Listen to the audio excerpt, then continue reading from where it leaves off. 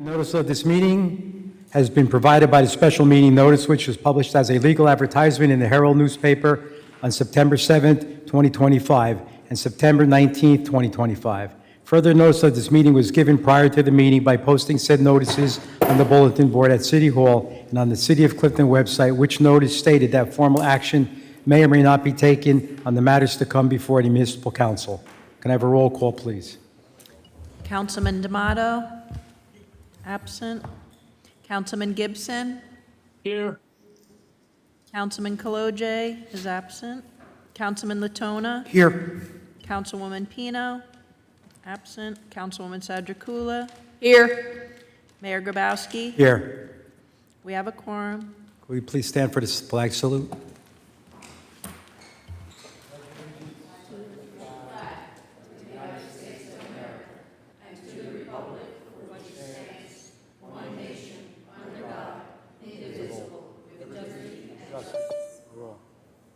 Thank you. We're going to start off this meeting with the discussion about the Public Information Center in New Jersey DOT, Passaic Avenue, Ward Ave. I guess you gentlemen you want to introduce yourselves and then start your presentation? Do I turn this on? And you got to really speak really close to Really close. Okay. I'm Ty Thomason. I'm the project manager for... Two mics? Okay. I'm the project manager for Naya Consulting Group. We are the designers on this for New Jersey Department of Transportation. I'm here with Anthony DeLuca, our traffic engineer, and Sean, he's our head of civil design. Out there we have representatives from New Jersey DOT, including the project manager, Diana Villanueva, the Office of Community Outreach, Siobhan Harris and Alexis DeVry, and the resident engineer, Iman Iskander. And also, I believe we have a representative from the contractor on this project, Berto Construction. Yes. Before they start, I have a question.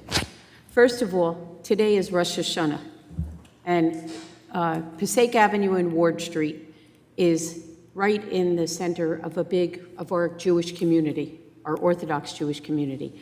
That's number one. So this meeting, I think we should have another meeting because a lot of our population cannot come.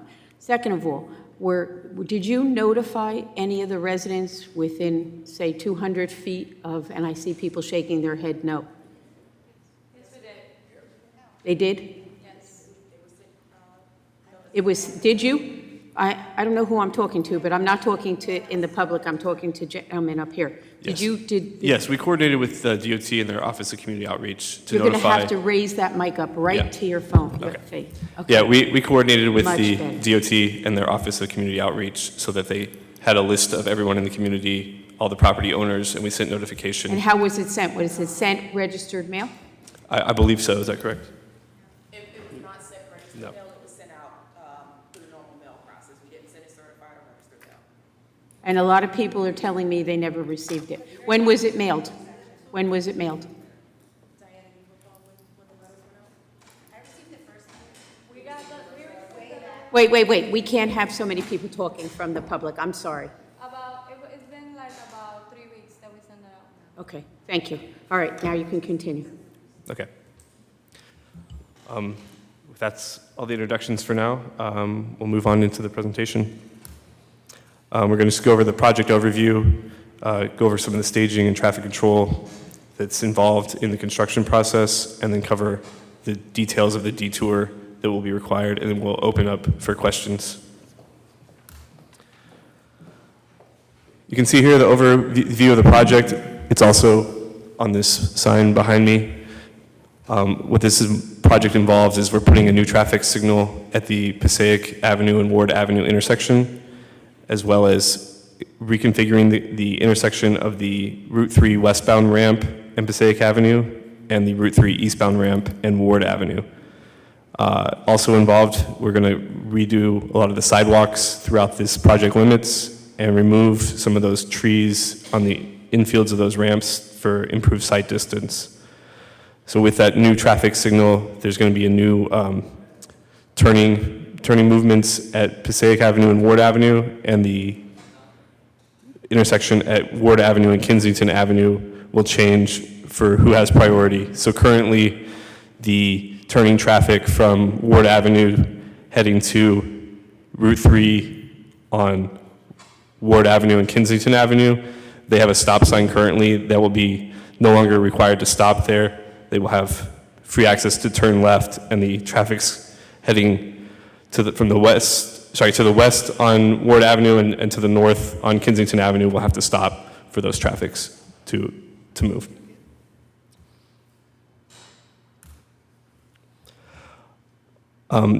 Just a quick overview of the way the construction process will work as we've designed this.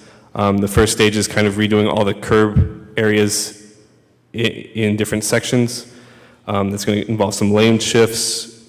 For most of this, there'll be two-way operation of the roadways during construction, so this is kind of just work behind the curb line and in the shoulder areas.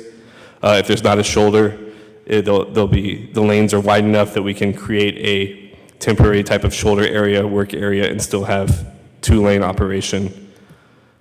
The islands at the Route 3 westbound ramp and Passaic Avenue, so on the north side of Route 3, that island is going to be reconfigured to get rid of the current island split and shift it over to the south portion of that intersection. The island on that Route 3 westbound ramps, so on the north side of the intersection here, that island is going to be going away, and they're going to shift to a new one that will have you can see in the green there, that's the work area, and that red area is going to be where the new one is going to be constructed. I'm sorry to go back. Yeah. That island is like a bus stop. No, not the ones on the bus stop, not on Route 3. Not on Route 3. The island at Passaic Avenue and the ramp. So Got it. at the bottom of the ramp, yeah. Got it. The bus stops are not changing. Those bus stops are going to be operational throughout the project. So you're saying the little white square triangle is going away? Yes. No, that's the bus. So this triangle where it's green is going away? Right, the green part is going to be reconfigured so that there's going to be a landing. It's going to be, the way the intersection currently works, it's like a V. It's going to be more of a T intersection at that section, and there's going to be a channelizing island on the southern part of that intersection to help the turning traffic and create a pedestrian refuge.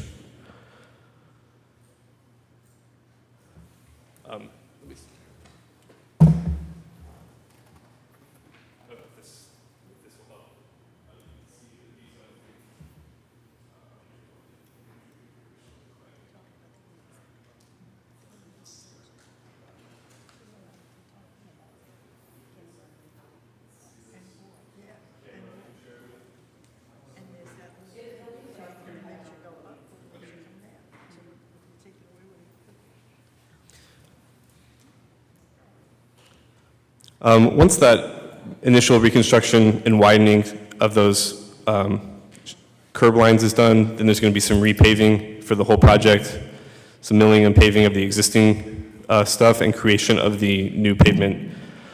During this process, they'll have to completely close those ramps, but that's going to be overnight work. So it'll be temporary, overnight, so it'll be one night likely to mill the thing, to mill the area and then repave it the following night, or all in one process if they can do the milling and paving at one go.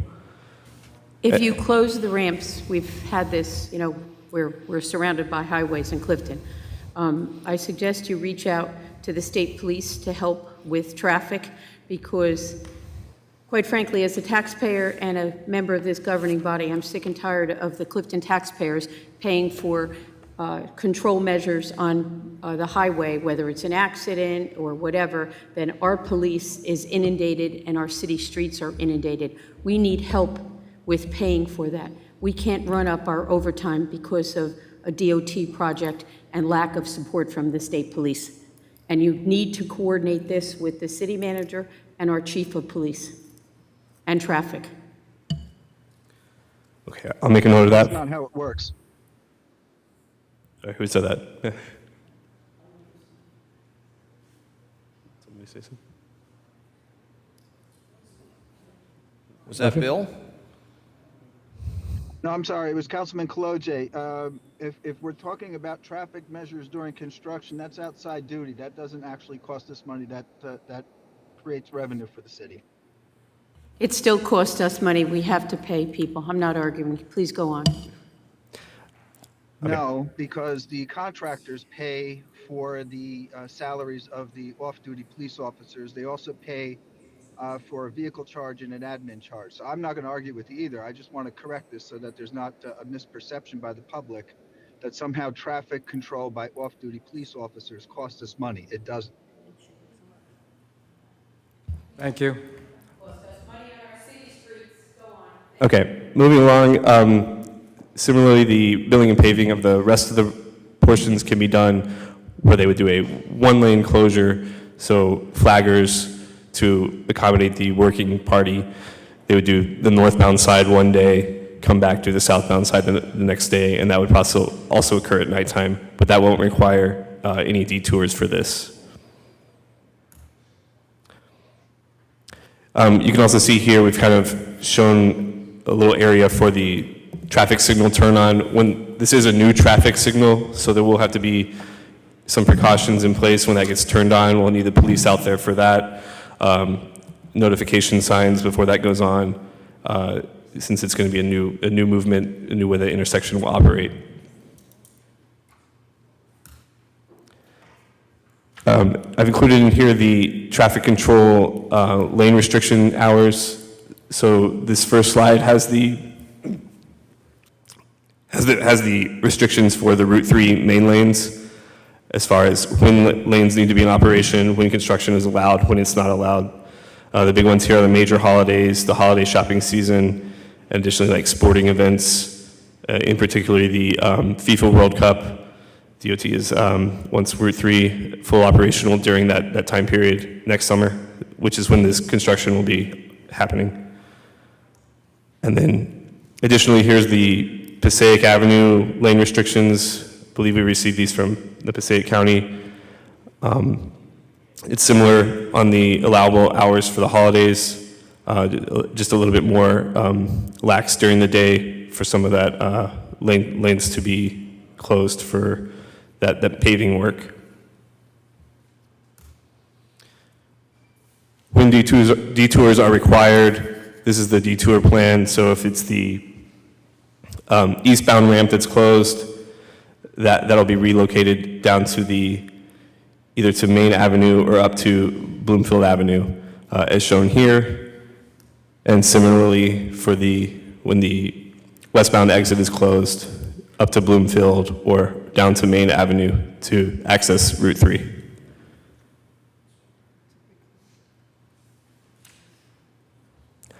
And that's really all that's involved with this project. So we're here for questions now. Also, if anybody has any questions in the future, you can reach out to the NJDOT project manager, the NJDOT Office of Community Outreach, or you can reach myself at the email address on the screen. I think we could, I guess if they're finished, we could open up the floor to the public. Yeah, I just want to make sure that I got a PDF copy of this. We'll post this on our website. So any information that you want to get out to the public through dissemination of the Facebook pages or social media, if you could, just make sure I get a copy of that. Yeah, and also a reminder, if you're here to sign the sign-in sheet for the DOT PIC is a record. And if anyone from the public wish to be heard, you're more than welcome to come up and ask a question. When is this project supposed to start? Sir, you can Come up. While you're coming up, I'm asking, when is it supposed to start? So the construction meeting, or the construction kickoff has happened. They're still coordinating the utility work that must happen prior to this, some relocations with the PSE&G overhead lines. I believe they want to start working actively, shovels in the ground sometime next month. So. And duration, how long will it take? It'll be probably about a year until everything is complete with the traffic signal turned on and the paving work done. Sir, could you please state your name and the questions have to be relevant to the application. My name is Raymond Valentine. I live on Passaic Avenue. Just curious as to when the estimated starting date of the construction and estimated completion dates. Yeah, so the estimated date, the start date would be next month, and then completion would be next November. We do have, I believe, is it Tom from Berto Construction? He might be able to speak more detailed as to when they're ready to start, but I know it's going to be pretty soon, within the next month, that they want to start. Okay, so next November is the estimated starting. No, next November is the completion date. Oh, this November. Yeah, yes, yeah. Next month, October, is when they'll start. Right, Yeah. right. Okay, fine. So just to clear that up, so you understand, we're going to start October. Yes, this will start And we're October planning on- 2025, And we're planning on finishing by next November. next November 2026, okay. yes. My name is Jennifer Wietzma. Can you talk into the mic? Oh, my name is Jennifer Wietzma. I live on Passaic Ave as well. We were not notified about this meeting, but I saw it on Facebook. But our biggest issue is how much of the block is going to lose parking? Because our initial notification, we did get a letter sent home with all of the information about the construction, and we did send letters in response. Well, we were told on Passaic Ave, I'm not even sure what direction, only 3 houses were going to lose parking on my parents' side. And on my side, we wouldn't lose any parking. But everyone needs parking because we're 1 block from Nutley, and Nutley has no street parking. So we will all lose access to street parking. I don't think any of the parking situation is changing along Passaic Ave in this project limits. From what I know, throughout this area, there's not parking allowed until you get further south on Passaic, and then the parking on Ward is staying the same as well. The initial letter said we would lose some parking. I'll just be clear, I was not involved with the initial letter, so I don't know what the plan was at that time. I don't think any parking is changing from our signing plans. I don't think we're taking away any parking that Because exists. clearly on the one going towards Allwood on Passaic Ave, you have 2 lanes now, and now currently it's a 1-lane road. So on the diagrams, they're all 2-lane. So that second lane has to come from someplace. Can I ask you a question? Yes. If you're coming out of Ward Street, Yes. you live to the right? Left towards Nutley. Oh, okay, you live toward Nutley, and then if I'm on Passaic Avenue towards Nutley, you're on the right or the left side? I'm on the right, they're The on the right left. My parents are right across the street from me. Okay, so you are right, there is Yeah. parking allowed there. There is definitely parking. The allowed. whole block Right. has parking all the way to And the corner. Nutley is probably, what is that, Cathedral that goes up? Cathedral, 1 Right. block down. And They then don't it's- have parking. Right, but Nutley doesn't start till after Cathedral. Yeah. So that, there is parking allowed on both sides. That whole block, from Ward Good question. on, we have parking, both sides, corner to corner. Yeah, on the south of Ward and Passaic, yes, those parking signs it's going to be allowed on the south side the whole time. Okay, Yep. okay, that was our biggest problem. Thank you. Thank you.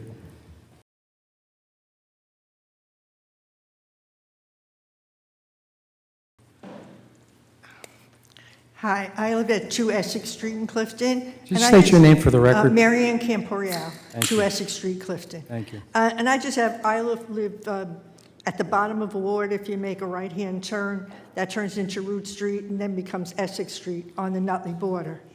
My question is about the traffic lights. How is that, where will they be located? So this traffic light that we're talking about is only at the Passaic Avenue and Ward Avenue intersection. Yes, but where? I mean, at the corner, or like, will it impede the traffic flow? Because right now, as we discussed, traffic coming from Nutley on Cathedral to Passaic all backs up. I believe the backup that you're seeing is more likely from the ramp, the off-ramp from Route 3, and the way that intersects with Passaic Avenue. This traffic signal should actually improve that condition. We're having a through lane for the exiting traffic that wants to get to Passaic Avenue unimpeded. They won't be stopped at Ward Avenue or at the Passaic light. There's a bypass lane with a yield sign there. So the only people that will back up at the light are those wishing to turn left onto Passaic Avenue from Ward Avenue. Right. And so or people going straight on Ward Avenue. So that, with the light, they no longer have to wait for the clearing of the cross traffic on Passaic Avenue. So they will have their guaranteed green phase, and that'll help alleviate the congestion instead of them waiting where before Passaic Avenue didn't have to stop. So now Passaic Avenue will have to stop and let the Ward traffic through periodically. Okay. The other question I have is when you're coming straight up from Nutley on Passaic Ave, and you get to the Route 3 West off-ramp, Yep. the tractor trailers come down, block both lanes because they want to turn onto Allwood Road. Will this fix any of that? Because right now you can't make that turn. It's impossible. If you're in the left lane wanting to turn onto Allwood Road, Yeah, so as part of this, we've included in our traffic sighting and striping plans a do not block the box at that intersection so that the traffic that's trying to turn onto Passaic Avenue from that westbound ramp has a way to get onto there, and the backup traffic won't block that intersection. And with the light at Passaic and Ward, there's enough storage there that it shouldn't back up from that intersection all the way to Allwood for that direction either. will there be a turn light put in for Allwood to make a left-hand turn off of Passaic onto Allwood? The Allwood light, we're not doing anything at that intersection at this time. Okay. So, okay, I'd finish. Okay. I Yeah, think I 'cause I said have some everything. Okay, thank you. So just Thank you. going off what you just said, so it's not going to be coordinated when that light is green? Or, oh no, there's not going to be a light on that side? Okay. Right. The new traffic signal will be coordinated with that Allwood signal to match the cycle phases, but they won't communicate beyond just having a similar background cycle. It's just beyond the scope of this project. That's something that I know DOT and Passaic County and I think the city has agreed that there's going to be a monitoring period about 3 years once this is all done to make sure that it's working, and that if there's something else that we want to do in the future after that 3-year monitoring period, we'll look at doing something else. Does anyone else from the public wish to be heard? Have a motion? I have a question. First, I have the motion to close the public session. motion to close public. Second. I have a question. This will solve Ward Avenue and getting on Route 3 East, right? But anyone who lives in this area knows that even a worse problem is Route 3 West, getting on and getting off. Probably if our traffic would pull the accident reports, I would venture to guess, maybe triple the accidents at that section. Has this been looked at in conjunction with that? Because I think it's going to make it worse. Well, I think it's going to make it worse. Yeah, we have reconfigured that intersection as part of this. It just won't have its own traffic signal. Wait, but how are you going to reconfigure it? Maybe you can explain. Right now, when I'm on Passaic Avenue going towards Nutley, and I want to turn to go on Route 3 West, people are coming off, there's accidents left and right, besides the traffic light where at Route 3, which that was a great question, that we need a turn signal.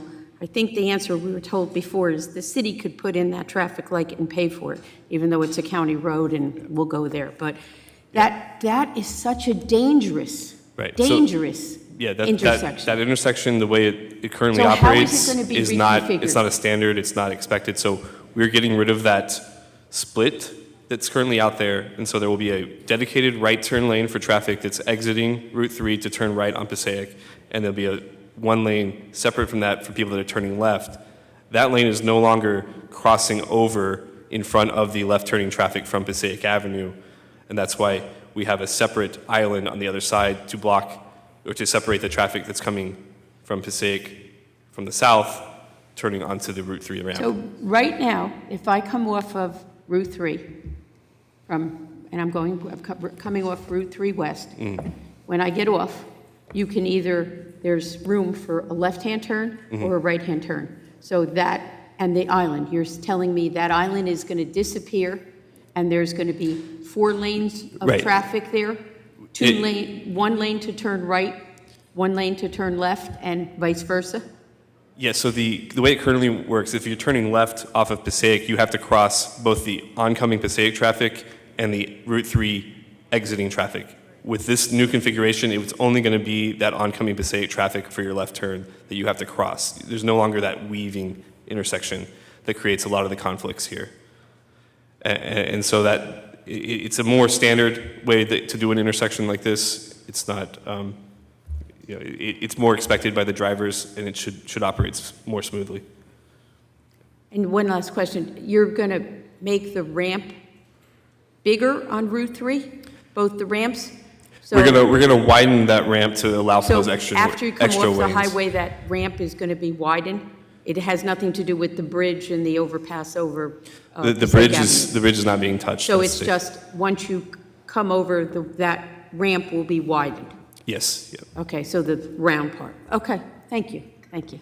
Any other questions from my colleagues? Chris, you have? Yeah, I just want to make sure, as this process progresses, that I just want to stress the importance of communication with our folks here at the city so that we can also communicate that to the residents if there's any adverse traffic or anything that is causing general stress or discomfort to the traffic patterns in the area on any given day. There's systems in place for you folks to communicate with our city manager and the people here at City Hall? Yes. I mean, that's going to be handled mostly through the DOT resident engineer in their office and their office of community outreach. So they'll handle that stuff, but I know they're in constant communication with the local municipalities on these projects. Okay. Yeah, I just want to emphasize that, so the councilman makes a good point. So, we have a lot of problems that we have to chase for your schedule, and we'll have no clue until an officer gets on the site or traffic management oscillates that pattern. So it is community outreach, getting those updates to us. If there's a traffic pattern change, it would help us tremendously to get that information immediately so we can get it out to the residents. You can hear some of the residents already have some parking concerns and some traffic pattern concerns, so we can do some sort of media blast that would be very, very helpful, and for you to make sure you emphasize that to your community outreach team. Councilman Gibson, do you have any questions for this gentleman? Yes, actually, through you, Mayor, to Mr. DeMar. So I think that we also need to keep in contact with our Traffic Safety Council to keep everything flowing. This is this intersection has come up so many times, so I want to make sure that we get it correct. And I think it would be important that we make sure that we stay in contact with our Traffic Safety Council. That's your only question? Yes, so far. Okay, then just let's go to Councilman Kaloje, and then we'll go to Councilman Latona. Councilman Kaloje, any questions for this gentleman? No, I don't have any, Mayor, thank you. Okay, Councilman Latona. All right, so just to confirm, the resident brought it up, no properties being taken from any residents or their homes, just to confirm? Nothing from the homes. There's a small taking for the what's the building on the westbound ramp as you're heading north on Passaic. That corner, it's a small sliver just to accommodate the widening. Yeah, right. That building there. Yeah, that building is. Have they accepted the? Yes, that right of way has been cleared and we're ready to So that proceed. could be, That was my next question, eminent domain or an agreement it was Yeah, taken? it's been processed. Yeah. So number two, and it's a big pet peeve of mine and my colleagues and this residents, are you sure and double sure you talked to Verizon, Passaic Valley Water, Passaic Valley Sewer, that before you dig up and put these roads down, that 6 months from now, they're not going to go look to lay down fiber optic or a water line or a sewer line after the road's done? Yes? Yeah. So Diana said, we have a 5-year agreement on that. Okay. That there's nothing coming down the road on that. Number three, unfortunately, these roads weren't made for what we use them for. So over my fireman days, before I did this lovely job. The lack of acceleration and deceleration lanes is the problem in up and down Main Ave on these on and off ramps, and that's why we have so many problems. So we're kind of stuck with that. So to my colleague, that's part of the problem with some of these accidents and the traffic backing up. Detour route. What is going to be the detour route when Passaic Ave is closed and you detour them to Main Ave or Bloomfield Ave? How are residents getting through that need to go on the back end of that? Is it going to go through Nutley, I assume? So the way we have it, I've shown it on the screen, we're sending them, we're never closing Passaic Avenue completely. So the only times we detours is when the ramps for Route 3 are closed. So when the westbound ramp is closed and they wanted to exit, they would have to either go up to Bloomfield and make the U-turn there, or go down to Main and make the double U there to get back onto Route 3. So those are the people getting on and off the off-ramps. But for the people who live on Ward, Kensington, all those streets, that's people getting on and off the highway. They're going to have to, I guess, divert through. Right. So the right. Ward Avenue will be open. It's just the people that would live on that Kensington, that small stretch there on the ramp, that they would have to. Just so they know. they're gonna have to go through Temporary Nutley. access, yeah. Two roads that you're filtering this traffic to are probably our most heavily traveled roads, especially during the holiday season. And with Costco, and anyone who lives around knows you can't get on Bloomfield Avenue by Stuyertown. It's a nightmare. So having people make U-turns to go back is just going to add to the congestion. Right. The intent for these At night, right? for these road closures is going to be overnight. It's not going to be during the day. Yeah. It's still crowded at night, unfortunately. Just one One second. more question. Okay, go ahead. Okay, I'm sorry, go ahead. Sorry. We close it to the public already, but if my council colleagues will Yes. allow it. Sorry, Okay, I'm then. sorry. Will the light have a button for pedestrians? Yes, it will be actually for pedestrians. Because it is such a big school bus stop for the elementary, middle, high school, and tech. There's kids all the time crossing on the corner of Passaic and Ward. Both sides have bus stops for elementary, middle, high, and tech. All have bus stops on that corner. Okay. During construction, will that bus stop have to be rerouted? And if so, are you going to coordinate with the school? And where the children will know, because that's a huge dividing. Yes, good Yeah. question. That's got to get coordinated with the schools, yes. So the school's got to coordinate that one for where the alternate's going to be. And I have one last question. Can you go back to the map with the overview? All right, that one, okay, that one's fine. I don't know if this is you, but the on and off ramp triangles on Route 3, they're white on our map. You see them? Yes, you're talking about the ones where the NJT bus stops are? Yes. Yeah. I don't know if this is you, but I've, in my fireman days, cars getting on the off-ramp, have many times driven through them. I have cringed my whole life, especially when I see people out there in the morning with the buses. Is there any way to triangle that with a Jersey barrier, so if a car is ever cut off on one of these lanes on Route 3, either way, that it does not plow through 20 people getting on or off that bus stop? Because the bus stop is on Route 3, and it's a literally open roadway. Yeah, we do understand that concern. We looked at a couple of options. I believe the NJDOT shot them down as being unsafe for the Route 3 users that are driving at a high speed. You can't put any fixed barriers that they would run into there. There's not enough room to do a full guide rail type treatment to make those barriers crash worthy. So this is unfortunately just the best of what we have right now. So it's not better to put a 3-foot barrier like the ones that separate the highway? Right. That right would before, create. so if a car Yeah, comes down? The way it's explained to us is that's going to create a hazard if you come into it not off to the side like it's designed for, but if you come into it head on at the end of it, as in a car traveling 50 miles an hour, it's a liability issue for the department on that. So it's better to do nothing? That's what we've been told by the DOT traffic group.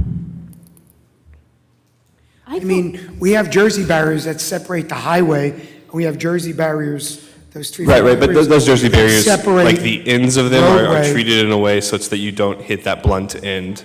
And there's just not enough room in this triangle to treat those blunt ends in a safe manner for the vehicles, yes.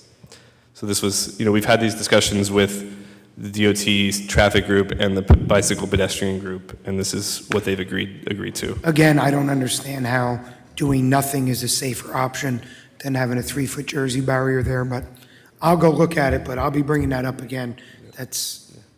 Doesn't make sense to me. Thank you. I thought years ago DOT was supposed to eliminate the bus stops on Route 3 due to safety issues. I guess that went away. Right? That's New Jersey Transit, so I don't. I know it's not you. And just finally, excellent PowerPoint, very in-depth. Yeah. Keep it simple, easy to read, overview map. So for our administration, our department heads, our state of the city reports, this is a good way to follow. So thank you all.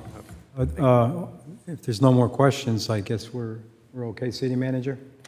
Yes, so I can get that information and we can disseminate it. We'll be a working partner with you both. We look forward to collaborating on this. Okay. No, we thank you for coming in. Thank you. Thanks for having us. For the Thank you. presentation. Yeah, and if you haven't signed in, everyone in the public encouraged to sign the sheet for DOT PIC. Thanks. And thank you from the public for coming in to expressing your views.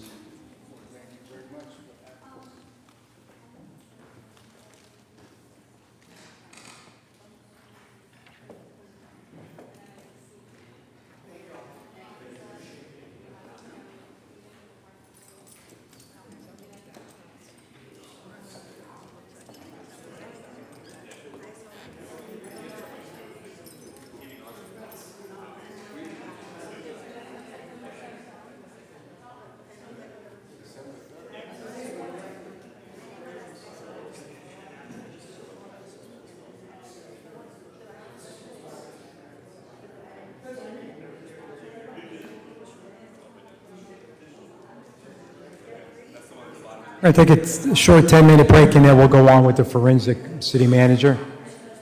We'll take a 10-minute break, and then we'll start with the forensic. Yes, I got Joe is on site here, and we'll introduce those gentlemen. They're here, and we're here, so 10 minutes, we'll start. You got it, Mayor. Thank you, sir.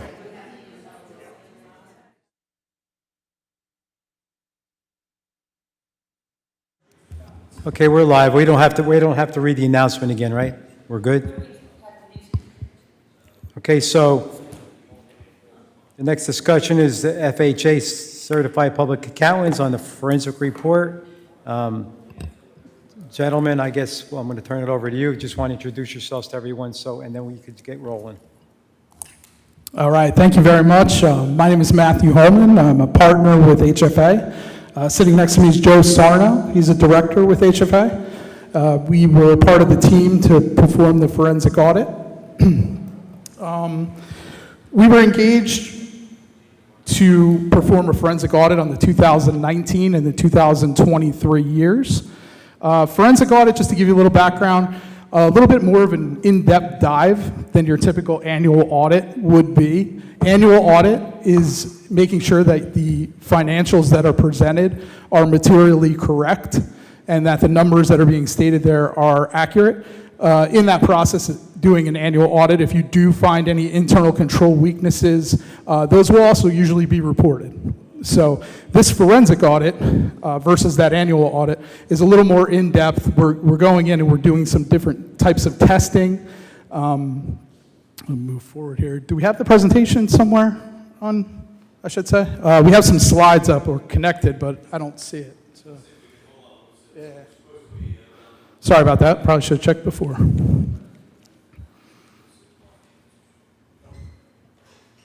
We're going to get the IT guy downstairs. Okay, I can keep going for now.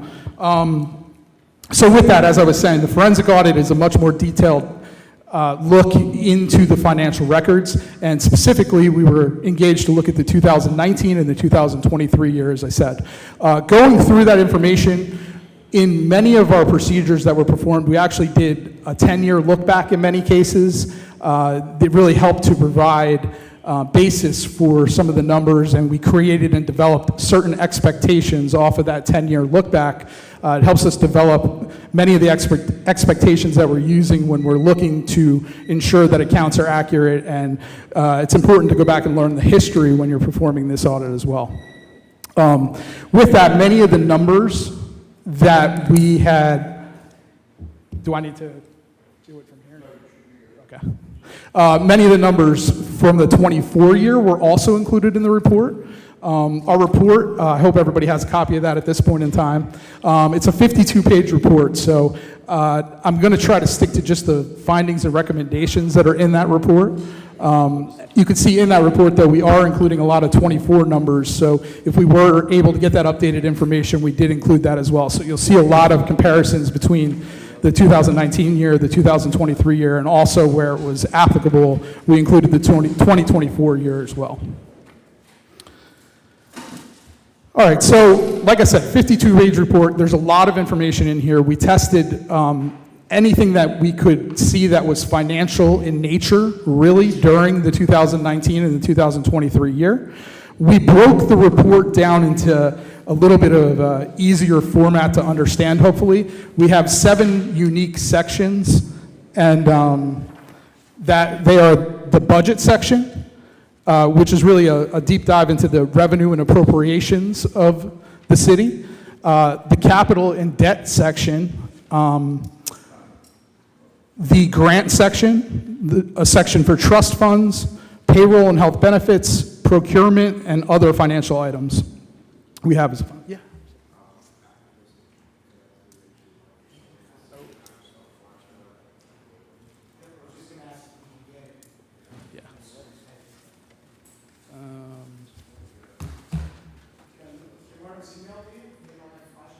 I could email it. I actually am connected to the internet from here.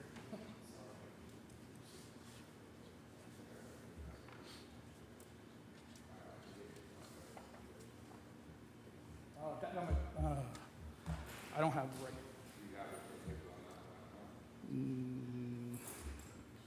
No, we have one that we can use, though. No. They're USB-Cs. You don't have a USB-C. Yeah. We can, let's see. I think Joe has a copy that we can get it by with. It might not be the exact version, but it's good. All right, so as we try and get that up there, as I was saying, the deep dive into the testing that happens here, there's 4 different types of testing, really, that we perform when we do a forensic audit of this nature. Document and transaction testing. This is where we're looking at the detailed vouching and tracing of your receipts and expenditures. For those years, we went in and really looked. In some accounts, we tested up to 100% of what made up those balances, whether it be in the revenue or the appropriation side of those accounts. Another big component is the data and analytical testing. So here we're looking at trend ratio analysis. As I said, using the prior 10-year look back to create certain assumptions and create analytical procedures and applying that to the 19, 23, and the 24 year that we looked at. Also, as we go through this, we were looking at the internal controls and the processes that are in place that lead to the creation of the financial numbers of the city. We did walkthroughs of those processes. We looked for any type of manipulation through journal entries. We went through the process of everything that we could really look through for those years. The fourth and final one, investigative procedures. We performed many interviews and inquiries. We had to learn through speaking with the employees, management, sometimes even external parties, to corroborate the evidence that was provided to us for the financials for those years. All right, so I think we're up here now. All right, so I talked a little bit about the overview already. Oh, no. Mayor, Yes, Bill. before we start, is Joe Kunz here? Yes. Oh, okay, I didn't see him. He's here, and he's in the seating, in the pews.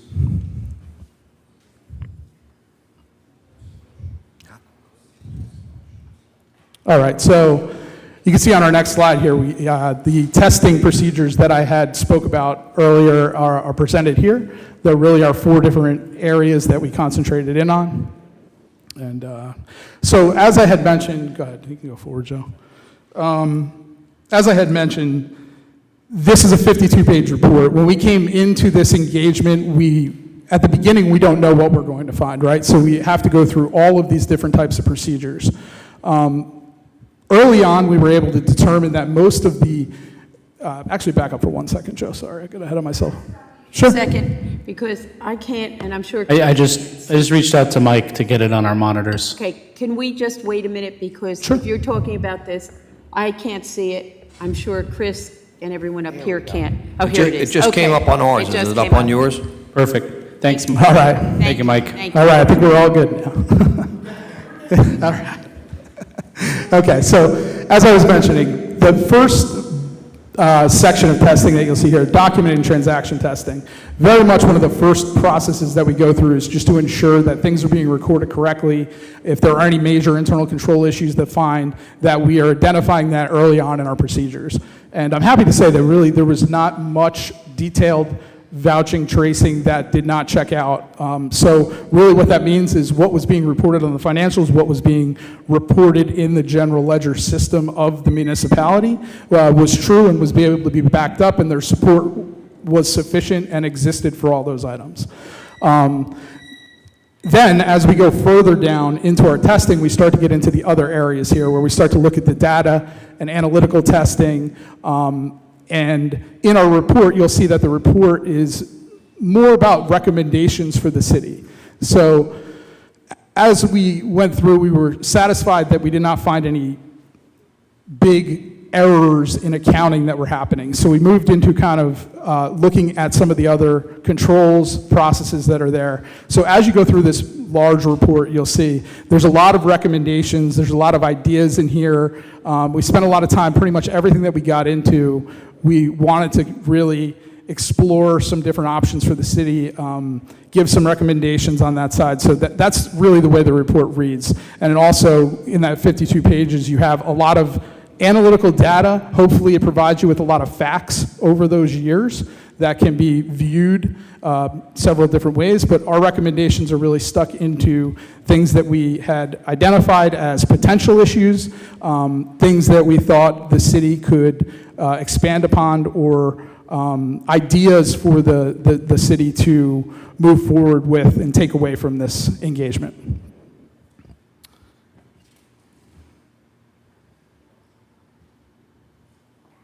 Give you a little rest there, okay? I want to talk about what we did here, and I'm not going to go into, every piece of data in this, but I want to start with this first section where we talk about the budget, and that's obviously separated into revenues and appropriations, right?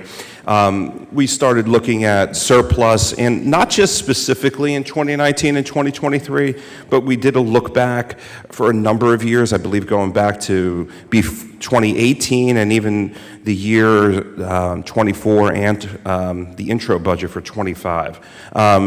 We show some of the trends of the budget. We're also going to look at what state aid has been.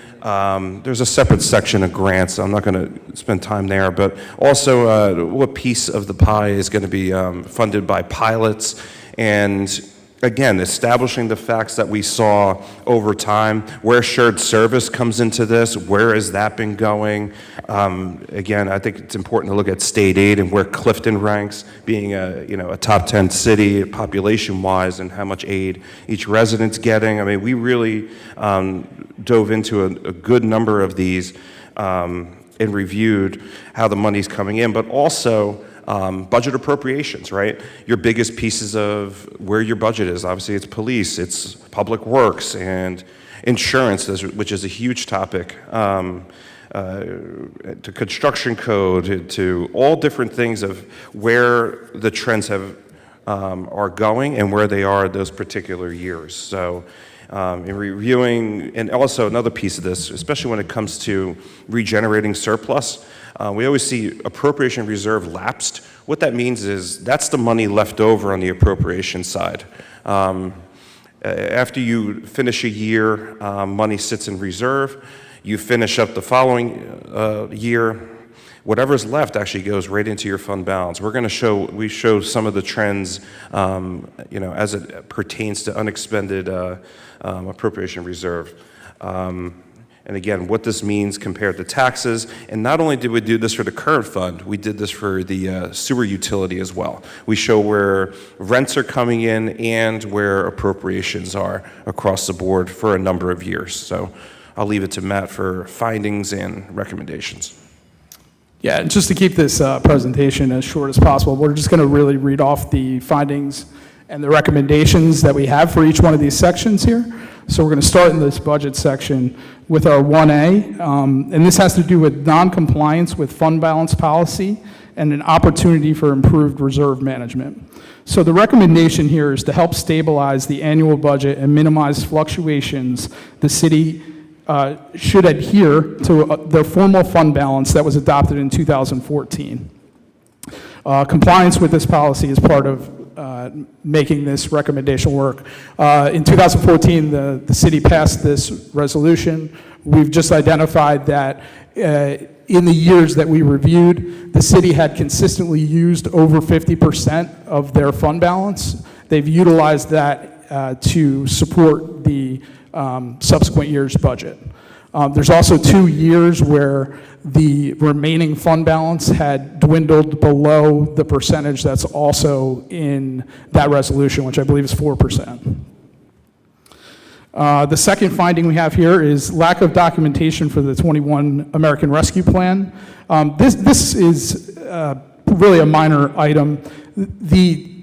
All of the years that we looked at, aside from the 21 year, the American Rescue Plan money was identified exactly for what it was spent for. The only issue we had with the 21 is that publicly we could not see what that money was exactly earmarked for and utilized for. The next one we had here was stagnation of state aid funding, and this is common to many municipalities, and this is kind of across the board for the state of New Jersey. We do include it as a recommendation because we have seen that with considerable lobbying efforts and working towards it, there are many municipalities who have received greater funding in their state aid, putting the work into it. So we'd be remiss not to have that as one of the items here. One of the overarching items that we saw throughout our work with the city was that a lack of new revenues, and that's not unique to this city. That's a problem throughout, right? So any ways that we can give ideas to promote the development of new revenue sources, we're always going to lean in that direction for sure. The next finding we had is structural imbalances in annual budgeting. This kind of goes along the same lines. What we're talking about here is that there's certain one-time use revenues that are being utilized consistently in the budgets on a year-to-year basis. We would rather see revenues that can be relied on a year-after-year basis. There's a lot of one-time revenues, such as, to give you an example, would be like utilizing your general capital fund balance to support your current fund budget. Okay, next we have the decline in shared service agreements. This is very popular throughout the state, and we look for this to be a growth area where we want municipalities to be seeking different opportunities, whether it be to partner with municipalities that provide a service, or to partner with municipalities to provide your service that you're particularly in a good position to provide. We just are really noting that through the years that we looked at, there has been a decline in that, and there doesn't seem to be any progressive nature towards looking at new shared service agreements there. Next, we have underutilized city-owned tax title properties. This is specific to properties where the municipality has taken ownership of that property.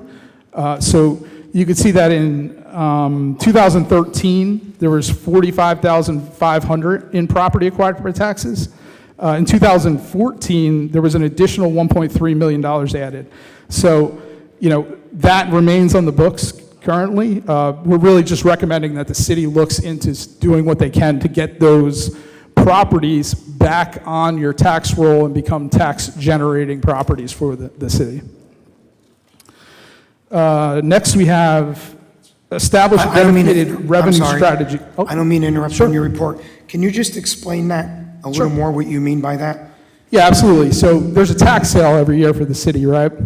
So during that tax sale, a property can either be, can have a lien put on it by a third party, or there can be a lien put on it by the municipality, right? So the municipality, if there are no third parties who are interested, will take ownership of that property at that point in time.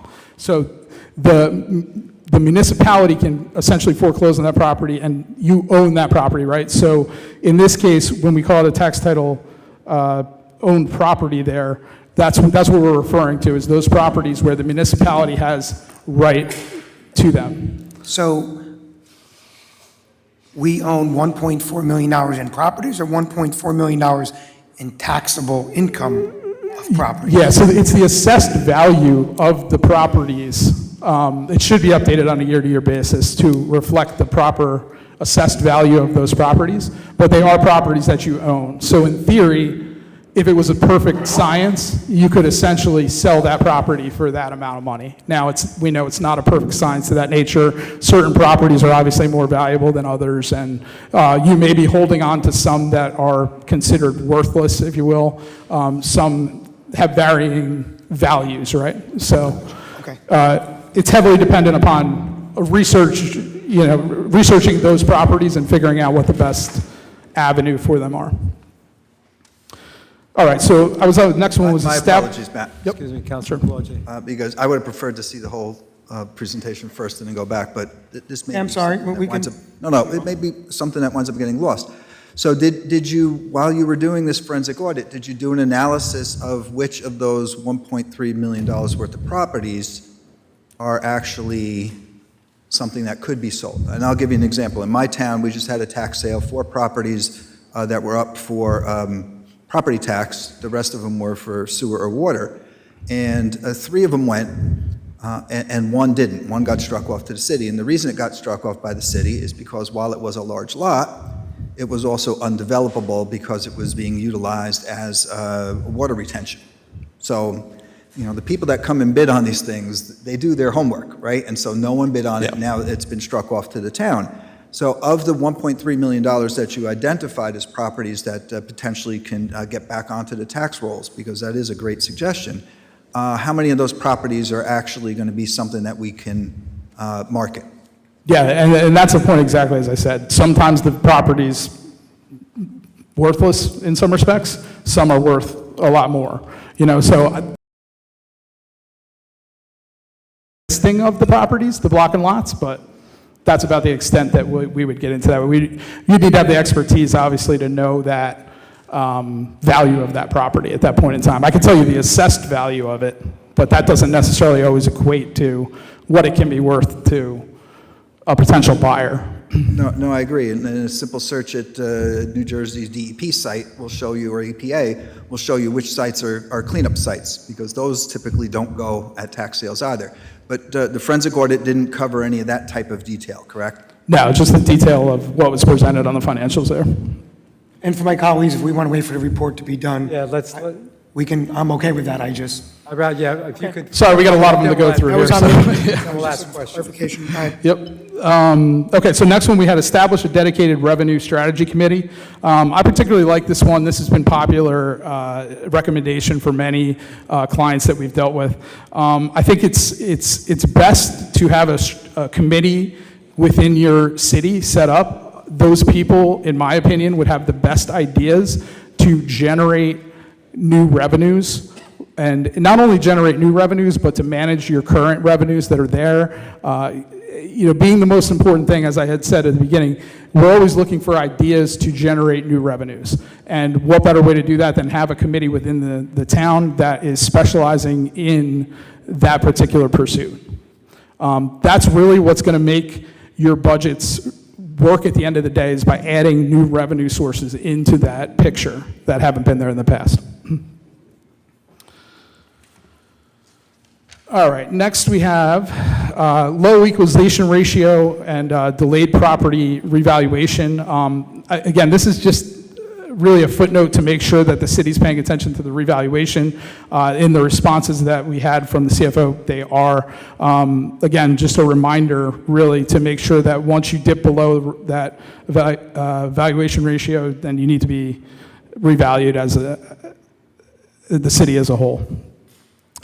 Next, we have absence of a formal fund balance policy for the sewer utility fund. We talked about why it was important, I think in the very first comment, to adhere to the policy that was set up for the current fund, and if there is changes that are necessary to that policy, to make those changes. Gentlemen, can we go to the next slide? Is there corresponding? Yeah, there we go. Thank you. Yep. So this really is in relation to the sewer utility fund, because when you look at that policy, there is no policy in place right now. And it would be important to include this fund as well as the current fund when reviewing that fund balance utilization policy. All right. That is all for the budget section. We're going to jump forward. Joe, you should be able to. Do you want? I'll just go on the comments so we can get through them. All right. So capital and debt is our next section here.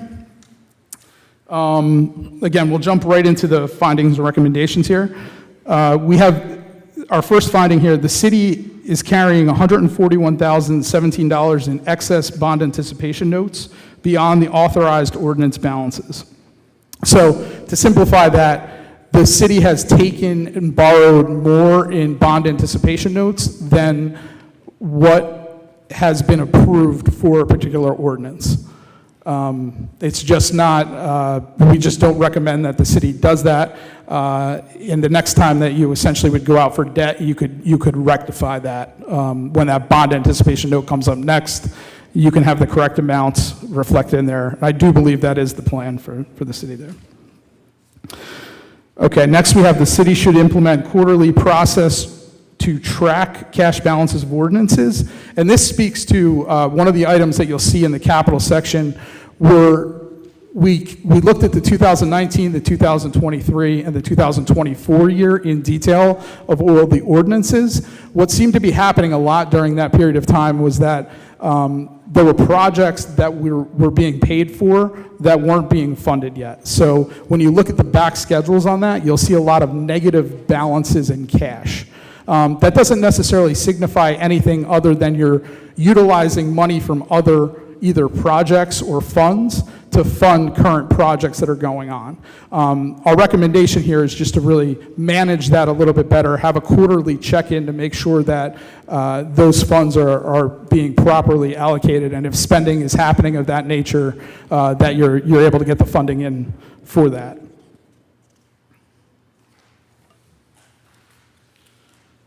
All right, next we have the city should implement a capital grant monitoring policy.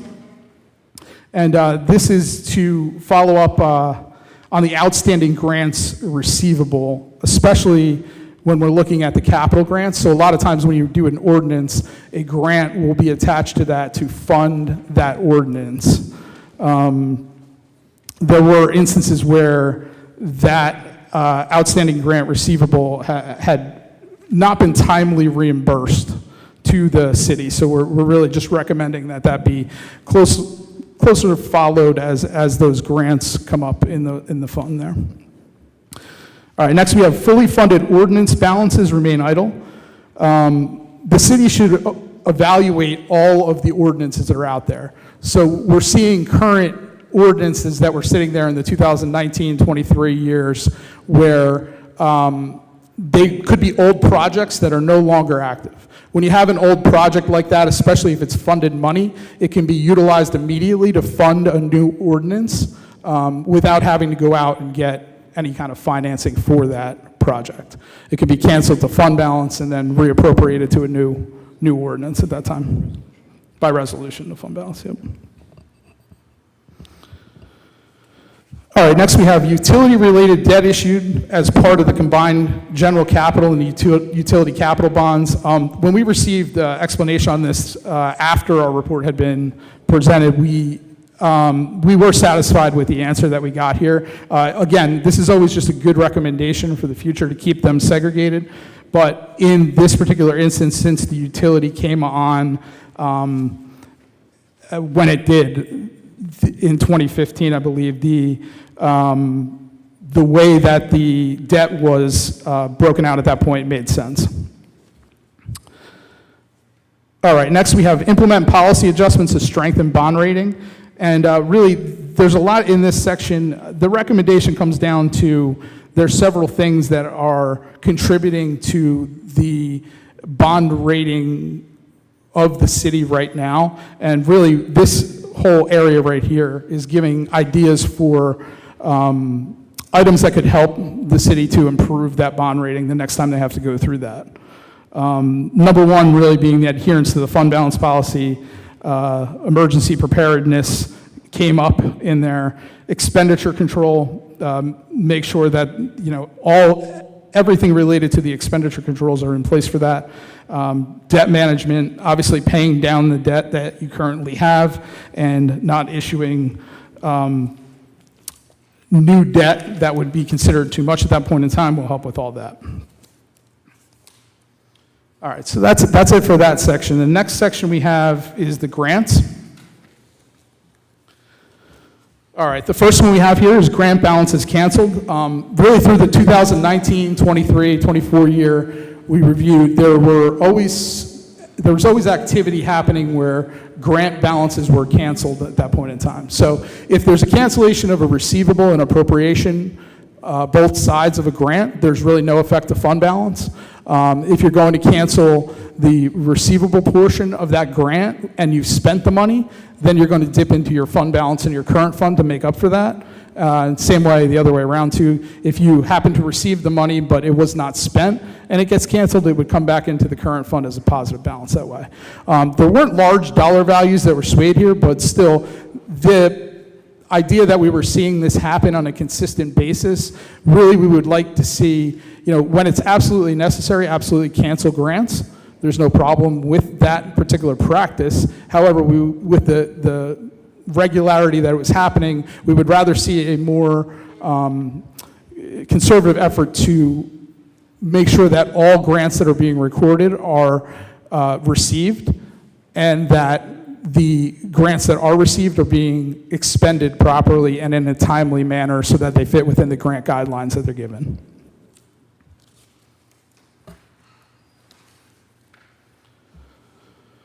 All right, and then the next one we had was for grant over expenditures.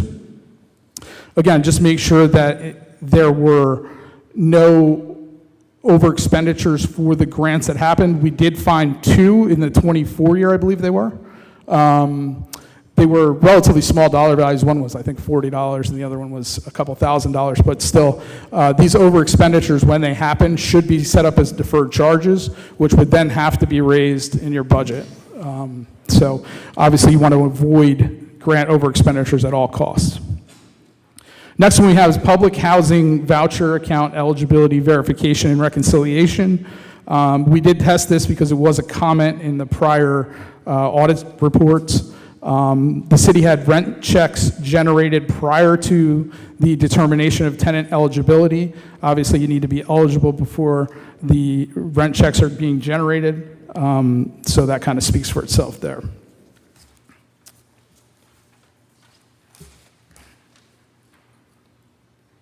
All right. Next section we have is the trust funds. First recommendation, we have several trust funds are currently active without formal approval. The city should really consult with legal counsel to determine the appropriate course of action regarding these trust accounts.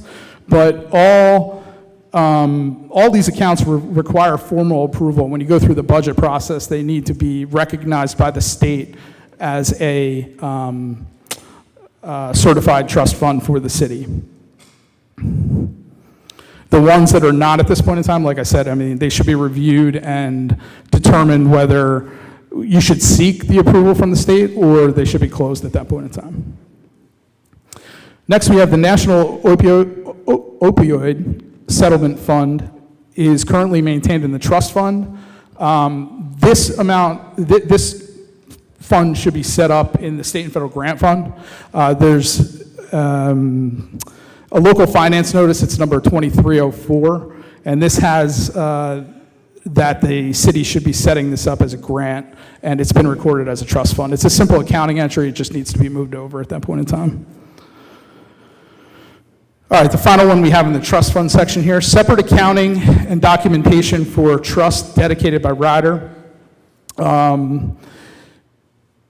This is really just to kind of say that the monies that are shown in the general ledger system of the city should be broken down to match the way that the trust funds are presented in the audit report. So the audit report has certain funds broken out, specifically called various other deposits. They really should be itemized to be the actual items in the trust fund the way that they should be presented. Additionally, the Affordable House Trust should be segregated from the Section 8 Housing Trust. Those were presented, again, lumped together in the audit report there.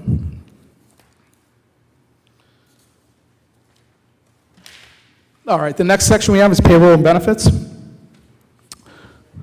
All right, the first thing we have here is inaccurate health benefit deductions. So one of our testing of details that I had kind of presented, one of the first really tested details that we do, we looked at the Chapter 78 health benefit deductions, and for the 2019 year, there was a substantial amount of deductions that were taken from employees that were not calculating to the correct amounts. 2023, many of those items were corrected at that point in time. We still noticed a few, though, that were identified as being incorrectly calculated at that point in time.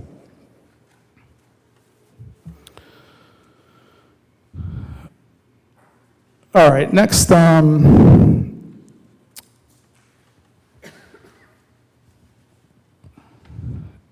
very important to note, too, the next one that's on here, employee retirement payout monitoring.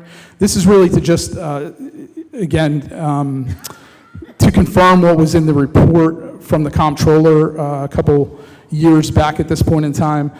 Clifton was identified as not following the state regulations, the state policies that are set up for payouts, employee retirement payouts. And again, we went back and we were able to identify that there were issues there for that. This really entails changing the contracts, the employees' contracts, to match the state regulations that are in place. We have many municipalities that are in this same situation. Unfortunately, usually the contract of the employee will trump the state law. But it is our recommendation that you do everything you can to bring the employee's contract into compliance with the state law. All right, I think we have 2 sections left here. All right. On the procurement side, the purchasing side, our first recommendation here is that there were certain contracts that we pulled that were missing not to exceed values. It's a recommendation for the city that all professional service appointments include a not to exceed amount.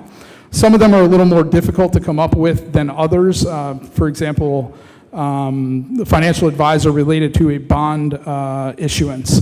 But it's a still recommendation that all professional service appointments have that not to exceed when appointed. The next one here, posting of all bid results and RFPs. Again, this is really a recommendation to make the city more transparent. We want to make sure that all bid results and RFPs are being posted on the website. There were some instances where we weren't able to find the backup detail presented on the website. All right, our final section here. It's really just other financial items. The first item we have here, city vehicle procurement process. We wanted to recommend to the city to expand its procurement process by extending the RFP process times and advertising the RFPs in different outlets to ensure that additional bids are received to allow for a more competitive process on the city vehicle procurement. Next, we have city vehicle contract monitoring. It's recommended that the city monitor the fleet management contracts with Enterprise Fleet Management, Inc. in order to determine that the leasing of all the vehicles is the most cost-effective route to acquiring those vehicles. Mileage usage, buyout rates, really the life of those vehicles, we would like to see tracked to the point where there's a policy that we can follow and then follow the like tracking that's happening. We were not able to do that. Okay, and the final item we have here, missing COA report annually on the city website. Again, for transparency purposes, it's recommended that the city ensures that each year the COA annual report is posted in a timely manner. All right, I know I went through a ton of information there, and I tried to keep it as brief as possible. But I did want to get to any questions that anybody may have at this point. Okay, I'd like to first like to open up to the public. Does anyone wish to be heard? Go ahead. Please come up, state your name, and questions have to be directed towards these gentlemen.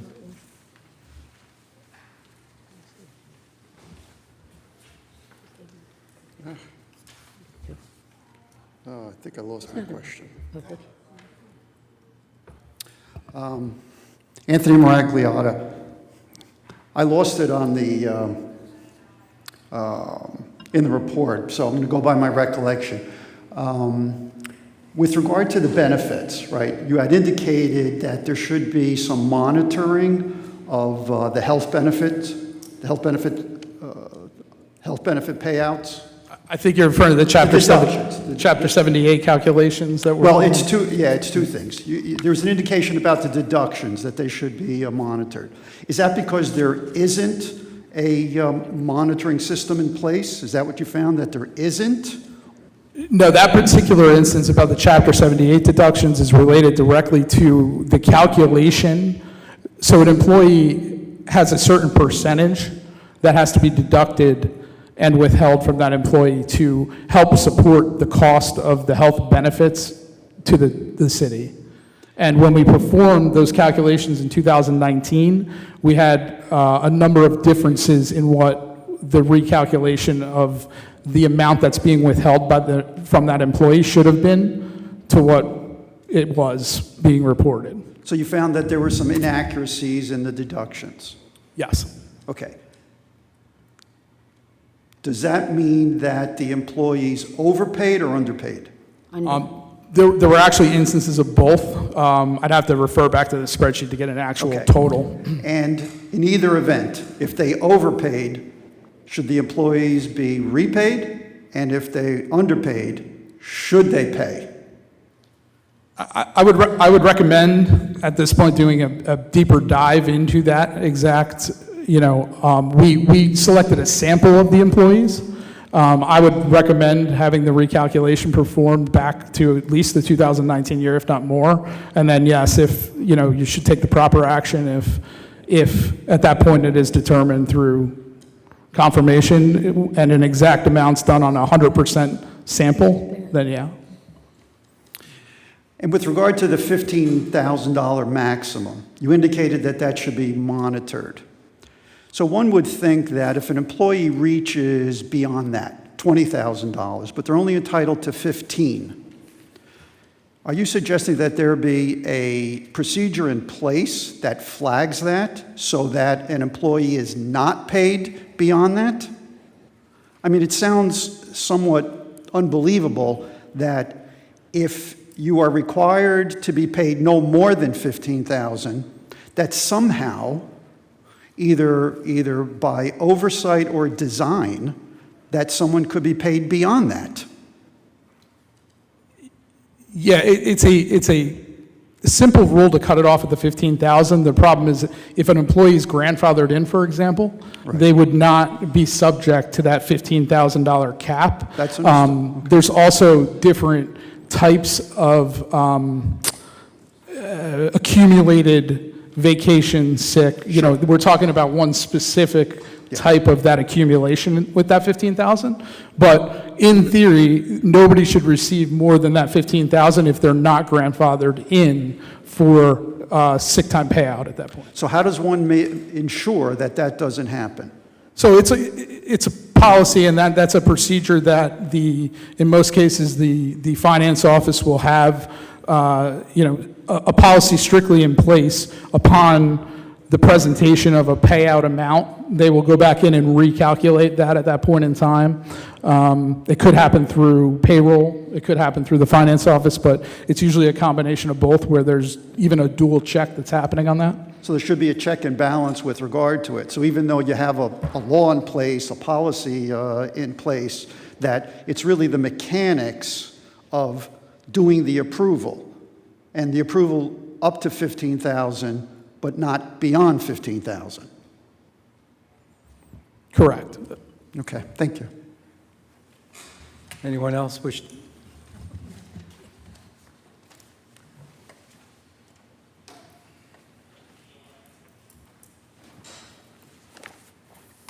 Good evening, Mr. Holman. A couple of questions for you. Can you please state your name? I Be can happy do to. that, Mayor. Jonathan Testel, offices of Dorsey and Samaro, Boonton Township, New Jersey. Mr. Holman, with respect to your report, you indicated in there that the CFO failed to document, I believe it was the ARPA money. Is that correct for 2021? Being exact, I don't think it had that language. Do you have a page number you can reference? I do not have the report in front of me. It's also in one of your recommendations, one of your findings B. Mayor, through you to legal. Tom? Page 18. Tom, excuse me for 1 second.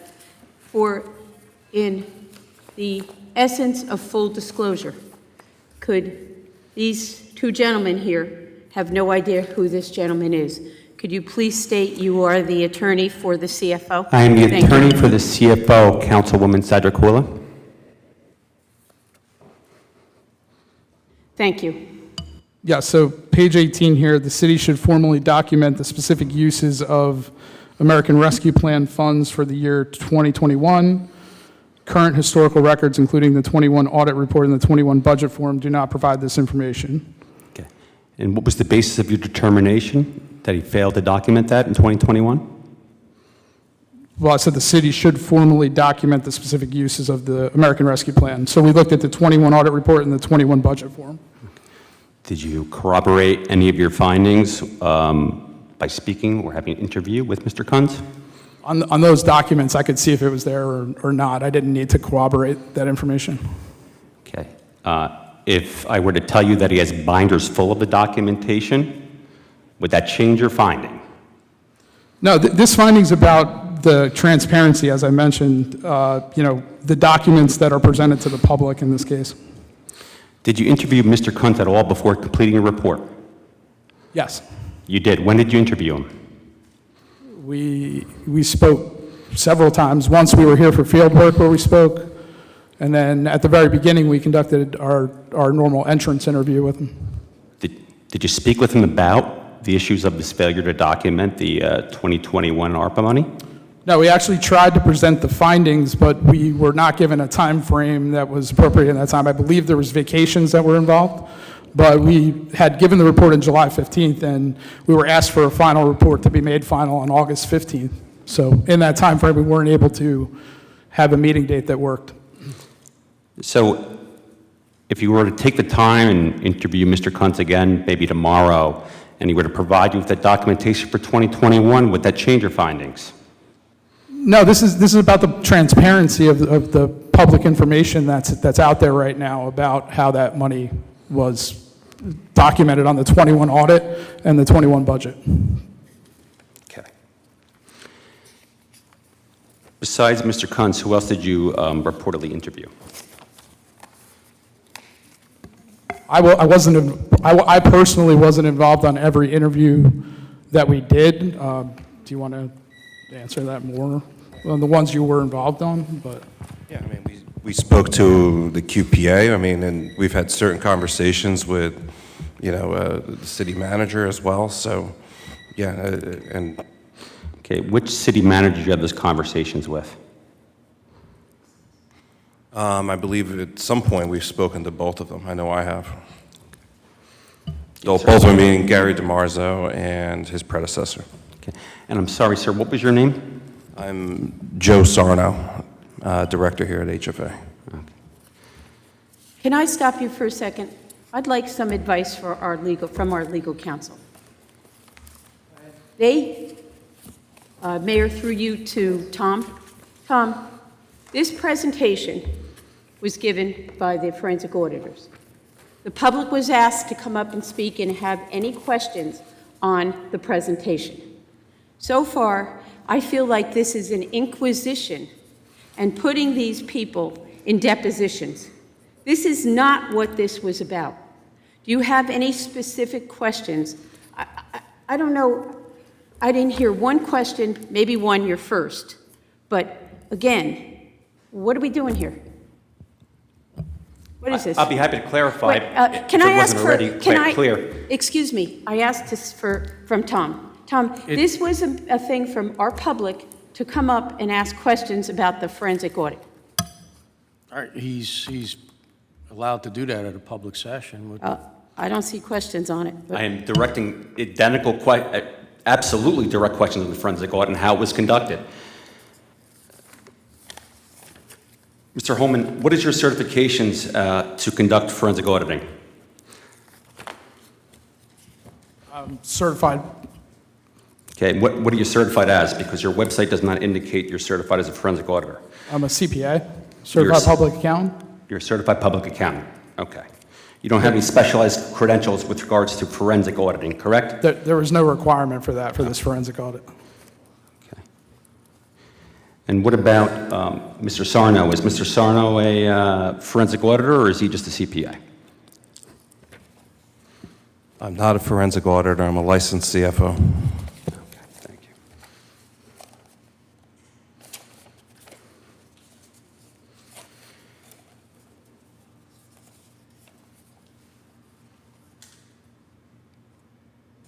Did you review the corrective action plan with respect to the forensic audit? In advance of today's meeting or otherwise? We were given the corrective action plan. The corrective action plan provides certain commentary. Did you take that into account at any time? We reviewed that, but we did not change our initial report. Okay.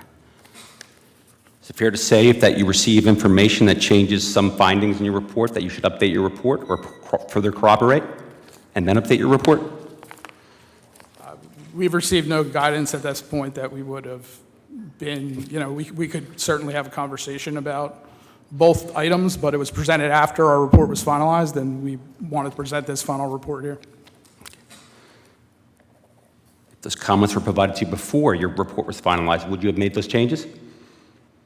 We certainly would have had a meeting to talk about the findings with the current CFO. Okay. Why didn't you have those meetings before you finalized your report? I'm sorry, what was that? Why didn't you have those meetings with the CFO before you finalized your report? I answered that before. We had scheduling conflicts during that period of time. The CFO was on vacation for, I believe, a 2-week period where it wasn't possible. Fair to say then, yes or no, that your report is incomplete at this point in time, based on the new information that you've been provided? No, it was a complete report. Okay. Thank you. That's all I have. Thank you. Anyone else from the public wish to be heard? Motion to close the public portion. Second. Or motion to close. Second. Sorry. Okay, so the questions now will come from my colleagues. Let's say, Bill. Bill, do you have any questions? We'll start with you.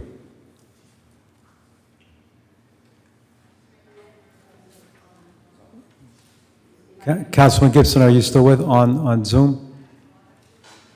Okay, perhaps not. You might be on mute, Bill. Councilman Gibson, do you have any questions for these gentlemen? Yeah, I was muted. I'm sorry. Okay. I don't have any questions at this time. Okay, let's Councilman D'Amato. Couple quick things. First of all, the recommendations you've given the city, To what end are those recommendations given? Presumably, the city goes through and we follow all of them. What is the outcome of that, from your perspective, having analyzed the budget in such detail? Yeah, I mean, like I had mentioned at the beginning, a lot of these are really just items of recommendation, ideas, things that we think could help the city, whether it be short-term, long-term. As I had said, many of the items that were in here were not related to specific errors or problems that were identified immediately. So some things can be corrected immediately. You know, there's a lot of items on there. I could go through each one of them and give a little more detailed list, but more of it is about really planning for the future and some ideas to move forward, possibly some new revenue generation ideas, those kind of ideas. I think this is going to help in the future budget cycles, right? When you look at the 26 budget cycle and you have this report in mind, the recommendations that we give would be very helpful and maybe provide a better budget cycle. Sure, in terms of stabilizing our fund balance, our credit Sure. rating, possibly our tax Maybe hikes. canceling some old ordinances and different things like that by resolution, increasing your capital fund balance, those things will be helpful when you do it. I know, I want you to give your best shot at this question because I know it's probably impossible to quantify down to the penny. But, you know, just to assuage the concerns of any Clifton residents who might suggest that this was not a good use of money to pay for this audit, in the ballpark, what kind of, if we follow these recommendations, what kind of upside are we looking at financially for our investment? It would be impossible to really put a dollar value on that. I will say that, you know, taking into account, we were able to dive into areas that we normally would not be able to get into with this particular engagement. And, you know, we really hope that the ideas that are presented here can lead to some positive changes down the line and some at least unique thoughts going into your next budgets that could produce some real solid value in your budgets going forward. More than $150,000? I would certainly hope so. All right. That's it for me for now. Thank you. Councilman Latone, I guess, will you want to? You're not ready yet, right? Well, I can go, Mayor, but these guys are my tribe. So, I mean, we're going to wind up talking for quite a bit of time and having some dialogue and discussion on several points. So I don't want to monopolize the time from my colleagues and give them an opportunity. Mary. Okay, all right. I'm sorry, Joe. Oh, no, that's, no, thank you, Mayor. So we're going to start out with, because I disagree with Councilman D'Amato here, right? We had a draft of this report and your recommendations in July. Then we had a finalized version of it in August. And then in September, we adopted a budget that ignored your recommendations. So that's like paying $150,000 to go to Harvard and then just not showing up to class, right? So it's a little questionable as to whether $150,000 was well spent here. But that being said, I think it is in the sense of when we approved moving forward with this forensic audit. Some of the things that I heard were $150,000 is going to be a wise investment in the millions of dollars that we're going to find. It's going to be a wise investment because it's going to once and for all put to bed a lot of issues that tend to be, you know, political theater up here on the dais and provide some concrete evidence. So from a forensic audit perspective, you guys found no fraud, right? You found no millions of dollars of hidden money, right? You didn't find any slush funds that were created by understated revenues and overstated expenses. You didn't find any of that, right? You didn't find any criminal activity. You didn't find any malfeasance. You know, it looks to me like the report basically found some minor accounting issues in terms of what we needed to deal with. And by the same token, a lot of the financial stuff that you pointed to really kind of points a finger at the policymakers as opposed to the city employees. Is that kind of an accurate description of what your forensic audit found? Yeah, I think the recommendations with the volume that's there can be shared equally. I don't know that I'd agree with the last sentiment, but the leading up to that, 100%. I think, there was no fraud. There was not any items that I would consider terribly out of the normal process of a municipality, and almost any municipality could use similar recommendations when you get into this level of detail.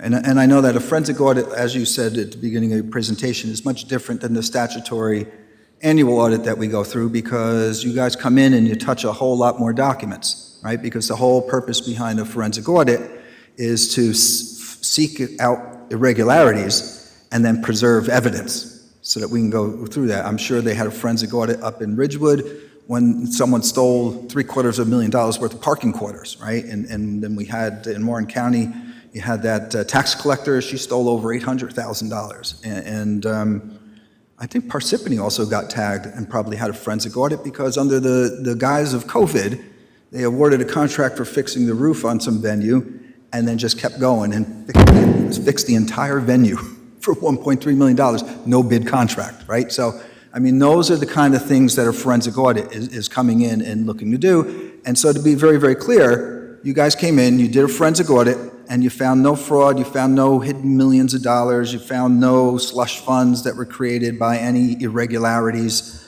None of that occurred, right? Okay, so that's sort of helpful, I think. And I think that's very important that the public know that, because, again, political theater, we tend to kind of make up stories and maybe not, and not have the facts to back those stories up. Your forensic audit provides those facts, that there was no fraud, no criminal activity. But I do know that, again, a forensic audit being different and touching every document. How many times were you guys in City Hall over the 6-month period that you were working on this? I believe we were on site 2 times during that period.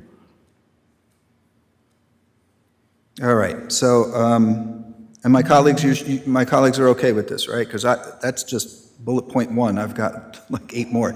All right. Thank you. I will add to that, though. There was a lot of communication electronically, and we received all the files that we essentially asked for electronically. No, I agree. For the most part.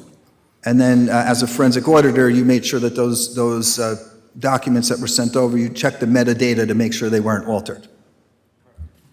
And we had access to run reports right out of the general ledger. To run your own as well. reports. MSI, yeah. Okay.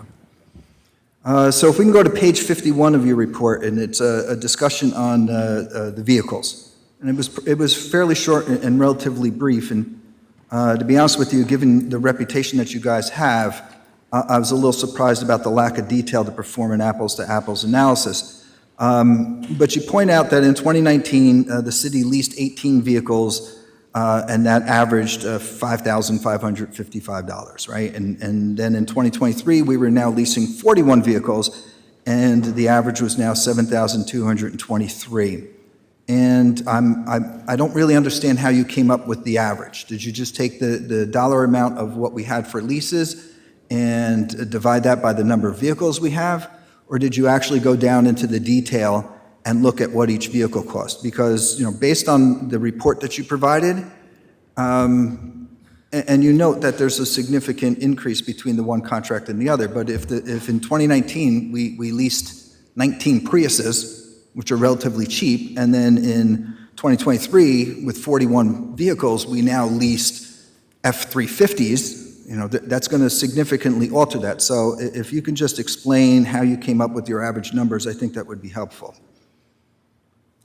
Yeah, that's certainly a valid point on that, where if there was a breakdown, you would see each vehicle specifically, this is a average of all of the vehicles that are taken there. So if we did have access to see all the vehicles, if that answers the question. So you had access and you looked at all the vehicles? We have backup data for all of the. Right. So then how did you arrive at the math?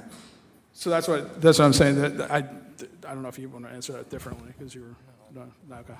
I think, yeah. Or I think more importantly, why wouldn't you explain how you arrived at the math in a final report? Well, we're just saying that in this case, for the 41 vehicles, the average cost per vehicle was $7,223. But to your point, if you break it down individually, you would see the types of vehicles would come into play on that. Right. Yeah. So was there a reason that data was left out? No, it just wasn't thought to be put in the report at that point in time. Yeah, and listen, I would assume that the reason that you didn't do a very deep dive in this is because I'm looking at, again, page 51, and you guys say the overall cost impact would not be substantial enough to offset the costs if we had to buy 41 vehicles. So basically, you looked at it and said, yeah, it was 5,000, 5,500, 4 years ago. It now moved up to 7,200 4 years later. But guess what? It's cost effective what you're doing here, because otherwise, if you're buying 41 vehicles, it's going to be a whole lot bigger number. And that's probably why we didn't do a deeper dive. Does that sound like accurate? Yeah, that's accurate for that. Also, the data was extremely difficult to obtain, full transparency. So once we did get the data, we had already been off-site. We were able to only look at the data that was presented to us at that point in time. So limited data, and I agree, though, a deeper dive into that could be necessary. Okay. Well, I'm a little confused because I know that you guys asked for additional data because you're only on site twice, but you had access to reports and you had the ability to get documents sent to you. You had the ability to check the metadata to make sure the documents weren't changed. So it seems to me like if you had asked for the list, it probably would have been What I was saying provided. is that list that we did ask for was delayed quite a bit. It took a long time to get to us. One of the reasons why we weren't able to meet the original deadline of the report was because of that. So then, staying on page 51 and looking at the Council on Affordable Housing, and again, it's a very brief nothing, there tends to be a lot of political theater about how, developers are not paying their fair share into the Affordable Housing Trust. And it says here that your analysis focused on the assurance that all funds were, and actually that's a typo, being received by the developing companies. It should really be from, right? We're not sending money to the developing companies. That's a typo, right? We're really receiving money from the development companies. So, but to be clear, you guys looked at this up and down, inside and out, and have come to the determination that no one didn't pay in that was supposed to pay in, correct? We did not find any instances of that. All right. So now we're going to shift over to page 8, which is the pilot. We're going to have a discussion on the pilots because I'll be honest with you. When you sent out the draft, I had sent back a recommendation that you provide a second table to provide some context to the table that you put up there, because the table you put up there looks like it was a cut and paste from either the user-friendly budget or from the annual financial statement that basically showed 2019 and 2023. And so, we need to recognize that when you look at the pilot in those documents, those are provided with the full tax rate. And so one of the things that you had said was that, the city doesn't, or the city realizes full taxes, this is what the number would be. But the truth is that the city collects those taxes. What we realize as revenue is just our portion of those taxes. And my recommendation was to put forth a table that would utilize just the municipal rate, because then we would have an apples-to-apples comparison between what we billed and collected as a pilot and what we received as revenue as it pertains to the municipal budget. And so that table didn't make it in there, and I'm not really sure why. But yeah, in all fairness, I did consider that. When you take the pilot in, though, you're not sharing that money at all as is right now. So again, it's not exactly an apples-to-apples in that respect, right? You're not giving any of that to your local school district, any other district that you have in town. You're only sending 5% to the county, right? So this would be, you're correct, all of the money that you would be receiving from this property would have to then be divvied out to the school district, fire district, whatever districts are set up in that case. Right.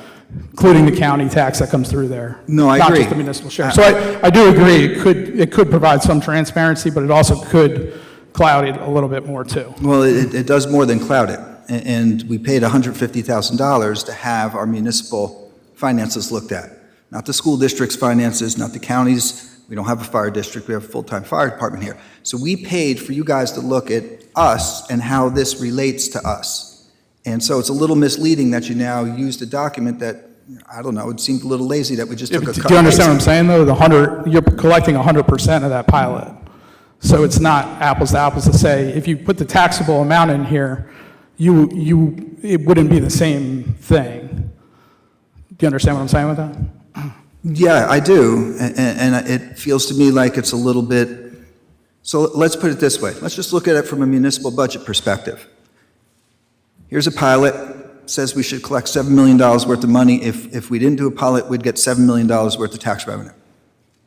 But we don't keep $7 million worth of tax revenue, correct? In a pilot scenario? No, as tax revenue. That $7 million figure that we bill out $7 million for taxes. No, you keep your rate, our portion. your rate of that, yeah. So now we have a pilot. We're not collecting taxes on this. Instead, we're billing out for our portion. Doesn't it make more sense to compare our portion to our portion?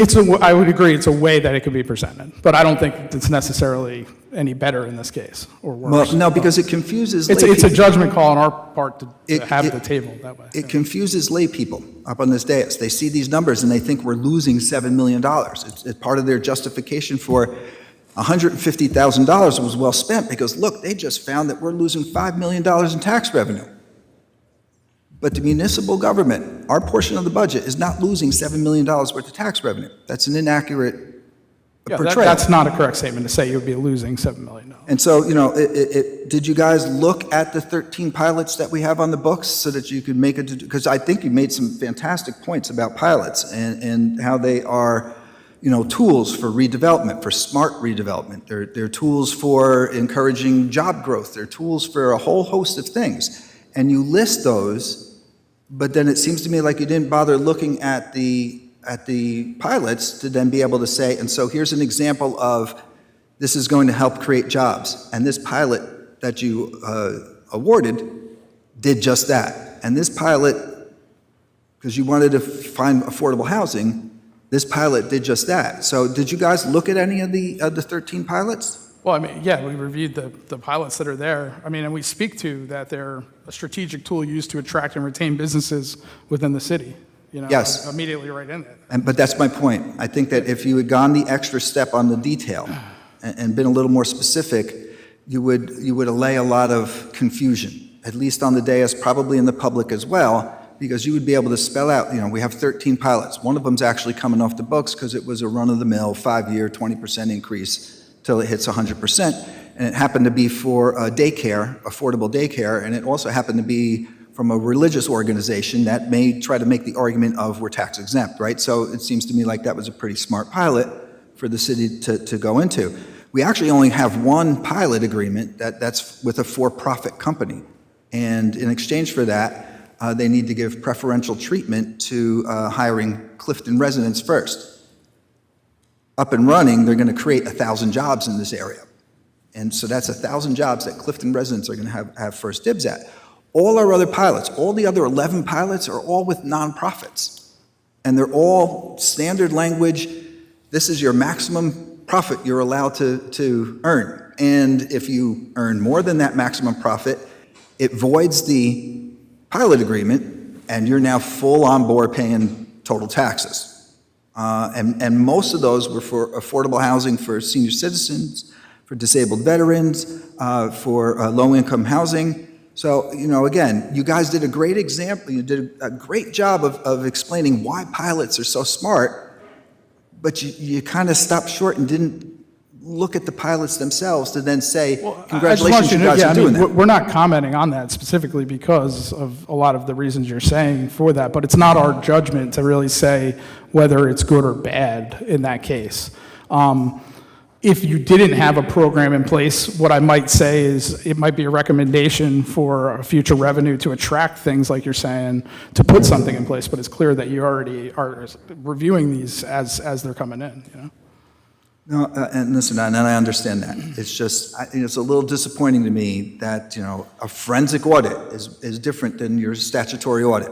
It gets more down into the weeds, it touches more things, and, the pilot agreements were not even, majorly reviewed, even though it was to explain that they are beneficial to the municipality if they're done right.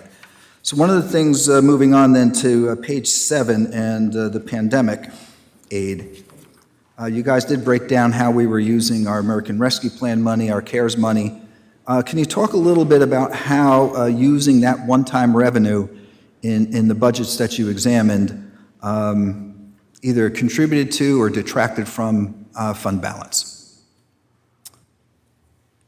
Yeah, so the use of the American Rescue Plan money, obviously, a lot of municipalities are experiencing this, where they're coming out of the years where you were able to use that to as a revenue in your budget. And obviously, we spoke about the one-time revenues. I spoke a lot about that being a big problem. That contributes to that problem because it's essentially a one-time revenue and it's not able to be replicated after a year-to-year basis moving forward. If you're using it to plug an operating expense, right, and that revenue goes away, you have to find it again, right? I mean, I would always recommend to municipalities that were able, not every municipality had this luxury too. Some of them really lost hotel revenue. They lost some real stuff that was affected by the pandemic. Others that maybe didn't have anything like that. I mean, the recommendation was to build up your capital program. And kind of build up your capital balance or improvement fund and things like that. So that would always be my recommendation if you were able. Certain towns, again, were not. I think an easier way to say it would be non-operational on a year-to-year basis items. Yeah, because looking at the financial data that you guys provided on this, it seems to me that the American Rescue Plan money had a little bit of a slingshot effect for us. That, we were looking at a fund balance, and, you guys were only looking at 19 and 23, so, you weren't going all the way back to 15, 14, that sort of thing. But to someone who is looking at that, I can tell you that our fund balance was running at, roughly $7-8 million, and it was a nice even keel, and then all of a sudden the pandemic came along, and boom, we're $13 million in fund balance, $14 million in fund balance, and it seems to me, as you said, Joe, it's a shifting of the costs in order to kind of build that up. And, at the end of the day, you got to pay the piper anyway. When that money runs out, now where do you turn? And like you said, there's a lot of municipalities that are struggling with that right now. But if we go to page 4 and look at the fund balance that you had put in, that chart, which is kind of why I had asked the previous question about how using one-time revenue may contribute to fund balance. But I guess we can flip to page 19 in your recommendation. It seems to me, based on your recommendation, that what we have here is policymakers that have been over-reliant on fund balance or over-reliant upon one-time revenue to cover deficit spending or structural imbalances. And I think that the data that you provided certainly supports that statement. Would you agree? Yeah, especially when the fund balance policy is in place from 2014 that would limit that, and it has not been adhered to at this point. So let's shift over now to page 6 in the shared services that you guys had put out. And you had noted that we had a decline in revenue over the years in shared services, but you also noted that we had an equal reduction in expenses from the revenue that we lost. So for all intents and purposes, the reduction in shared services really was cost neutral. We lost the revenue, but we also lost the expenses that went with it. That's what the data seemed to look like to me. Is that correct? That's correct. All right, so then I guess to tap into your expertise, I'm sorry, go ahead. To tap into your expertise, there's been discussions here on the dais about moving forward with layoffs. And so obviously if we do that, or we have furloughs, or we lay people off, that's going to hurt our ability to go out and be a lead agency for shared services because we just won't have the bandwidth to be able to take on extra work. We just lost extra people. Are you guys basically in this recommendation, and it wasn't very clear in the report itself, but are you recommending that we should be seeking out being a receiving agency as opposed to a sending agency? Because most of the stuff that you looked at was all as being a lead agency, right? It depends. Every department has to be analyzed with that view, whether it's something that's good that you want to continue, or it's something that you may need help in. It depends on your strengths as a city and where you feel your best departments are, and if there is bandwidth that you could take on another town related government, whatever it might be. It really depends. But based on my memory and based on your report, Clifton's never been a receiving agency. We've always been a lead agency providing the services, not getting the services. And so I'm just trying to clarify the recommendation you made. Should we be looking at becoming a receiving agency? Oh, absolutely. Always be exploring all the options that are there. All right, if we move over to page 20 in the sewer utility recommendations, and one of the recommendations you made was that we put a regular schedule together to do rate studies. We actually do that, and part of our problem is that we get the study in and then we ignore what the study recommends that we do, and part of the reason why you're looking at the spike that we saw was because we paid $25,000 for a rate study report. We ignored it. The sewer to utility then became non-self-liquidating. We then had as you said, create a deferred charge, infuse some money into it, and then we changed the policy so that we're now billing not just residential, but exempt properties as well for sewer.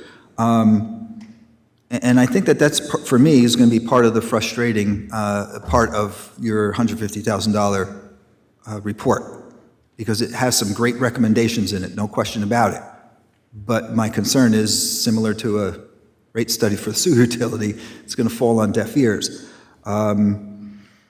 If we can move on to page 37, you mentioned something about emergency preparedness, and I think it was in the context of trying to improve our rating with bonds. And this year, because of the things that we've been doing for the last couple of years, we've seen our bond rating actually get decreased. We went from an outlook that was good to an outlook that was stable to an outlook that is now negative, and a 30% chance that we're going to get downgraded on the big number.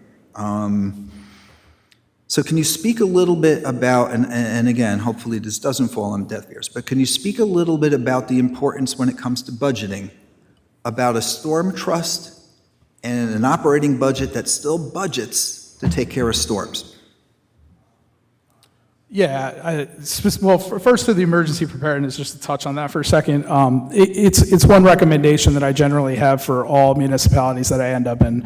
I always see that as a weakness and a lack of a policy that exists. I didn't see proof, again, here that there was a strong enough policy that I felt could be presented to a bond rating agency. I think that's an easy one that you can, with a little bit of work, have to help improve that rating. So that's just what I was touching on with that emergency preparedness. And what we're talking about specifically is, at this point in time, cybersecurity, public health emergencies, natural disasters, and that leads right into where you're going with the trust fund. Certainly, the more you can absolutely set aside, and as long as it's part of an overarching plan or policy that's in place, I would never tell you that setting aside for an emergency purpose of that nature is going to be a bad idea. No, exactly. And most towns, or at least the ones that are fiscally responsible, they'll budget $350,000 to handle snowstorms, and at the end of the year, we only spent $250,000 of it. Typically, that money gets moved over into the storm trust because, as you pointed out in your report, we're really trying to get rid of peaks and valleys, and we're trying to stay with something that's stable. And, as you identified, we've got policymakers who just 2 years ago had a fund that was worth $650,000 that now is probably only going to have about $125,000 in it. And it speaks again to what you guys are pointing out with the one-time revenue and the fixes, and whether that's general capital fund balance or whether that's a reserve for debt service or whether that's rating a storm trust. It's a way of covering up the structural issues that the budget has, the deficit spending that the budget's having. You could also leave the amount unspent. You could leave it for fund balance if you were. As well, you could. Yes. I mean, listen, it leaves the option both ways. I just want to clarify that. The town I started in managed to do the same thing that Clifton's doing, and when I took over there, they wound up having I think $15,000 in their storm trust.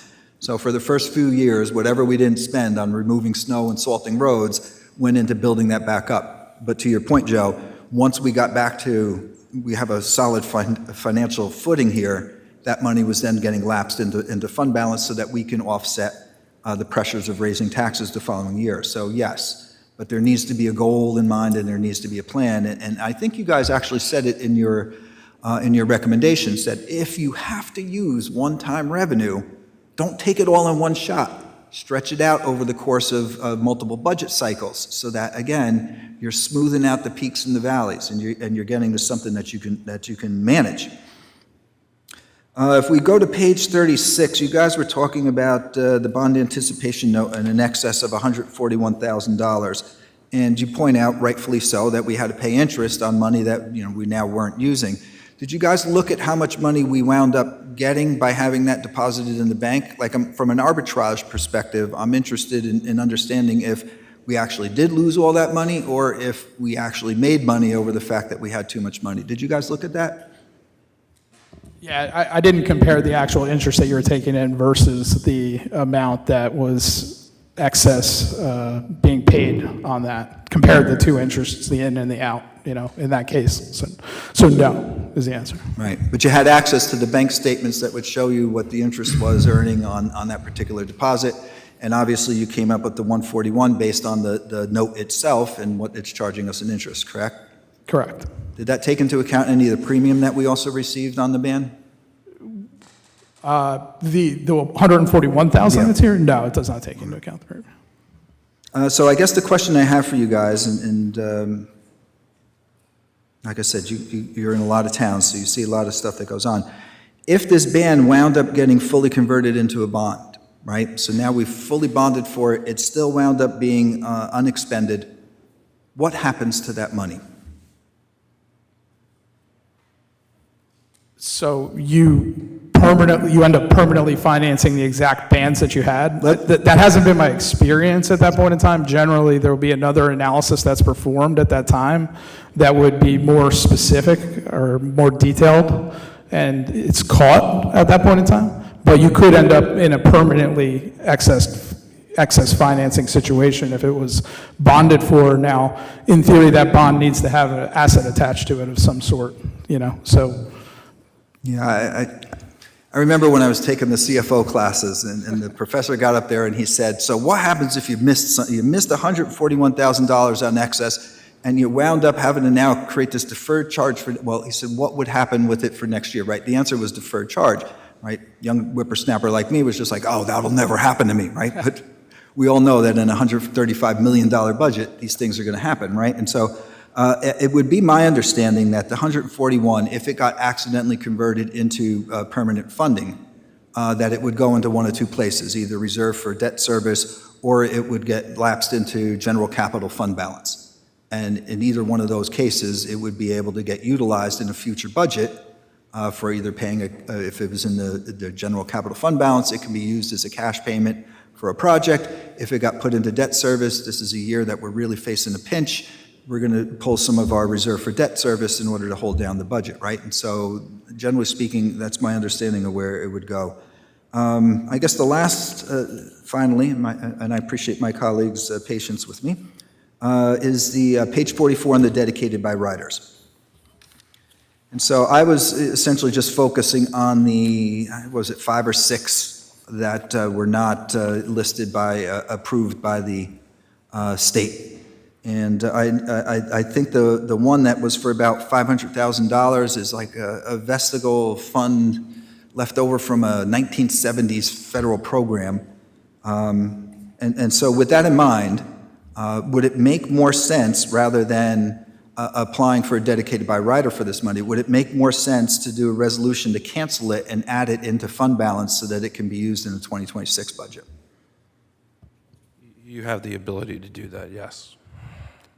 But I'm looking for recommendations from experts. Yeah, that's why we lean towards seeking legal counsel on that one, because it's really, it's highly dependent on how that's been reserved and the nature that it's reserved for. If we feel that that reserve is not strong enough to hold it there, and through review it's come out that it should be, then I absolutely I'd return it to fund balance, because if it doesn't need to be reserved there, then it certainly is money that it could be utilized for another purpose. Yeah, but I would venture to guess something that's been sitting around for half a century, we can probably lapse into fund balance and utilize in the following year. One of the other items that you had there was the premiums that they put aside for tax title liens. Probably like $3 million and change, right? It was a pretty big number. it's towards the top. So if we were going to look to create a dedicated by rider for premiums, what statute would we wind up using for that? Yeah, that one, do you know off the top of your head if that's is it in the collective statute that you would use for that? I don't think there is a statute. Yeah, I believe there's a catch-all for those type of accounts that are there. I would have to go in and look exactly why we have that as listed that way. I believe it was in one of the budgets that came back that it needed backup. It needed a dedication in one of the budget comments that was there. Right. Because like I said, premiums don't really belong to us until 5 years, and you didn't foreclose on your tax title lien. Now we can do a resolution, and that premium belongs to us. If you actually foreclose on the property, that premium now belongs to us, right? And so I can understand the logic behind trying to segregate it from a general fund and have it sit in an account by itself, because it's just easier to kind of track in and out. Yeah, that would be an answer totally different than the prior trust. That absolutely is reserved enough that it would absolutely need to stay. Just needs to be sorted out as to why it's coming back as not having approved rider. So then I was looking at the Cambridge Crossing off-site, and that really kind of struck me as maybe a maintenance bond of some sort. And so maybe it's just deposited in a weird spot. The same thing I saw with the street opening fund. That looks to me like it's more of a maintenance or a performance bond, right? You open up a road, you're giving us a couple $1,000.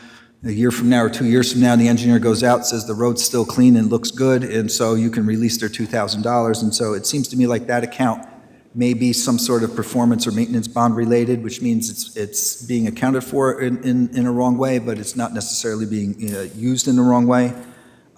Sort of a similar note with the green environmental projects, if I had to guess, and this is just a wild guess, it was probably some sort of matching funds for an environmental grant that we got, and so it just never wound up getting spent. But to your point, these are items that if they're not reserved for something in particular, they need to be canceled and moved into funds that we can then utilize for the taxpayers. You had, as one of the other spots, an arts center outreach. And I know that you can actually create, similar to an open space tax, you can create an arts and culture tax. Not that I think that the city is ready to support those kind of endeavors here. But that being said, I think one of the things that may be worth exploring in future budgets is taking something like the arts center, recreation, and converting it into a utility. And then forcing it as a utility to sink or swim, right? I mean, we'll give you a certain amount of tax dollars in order to make sure that you've got a basis. But now you're out there making sure that your programs are bringing in enough revenue to sustain that particular facility or to sustain those type of programs.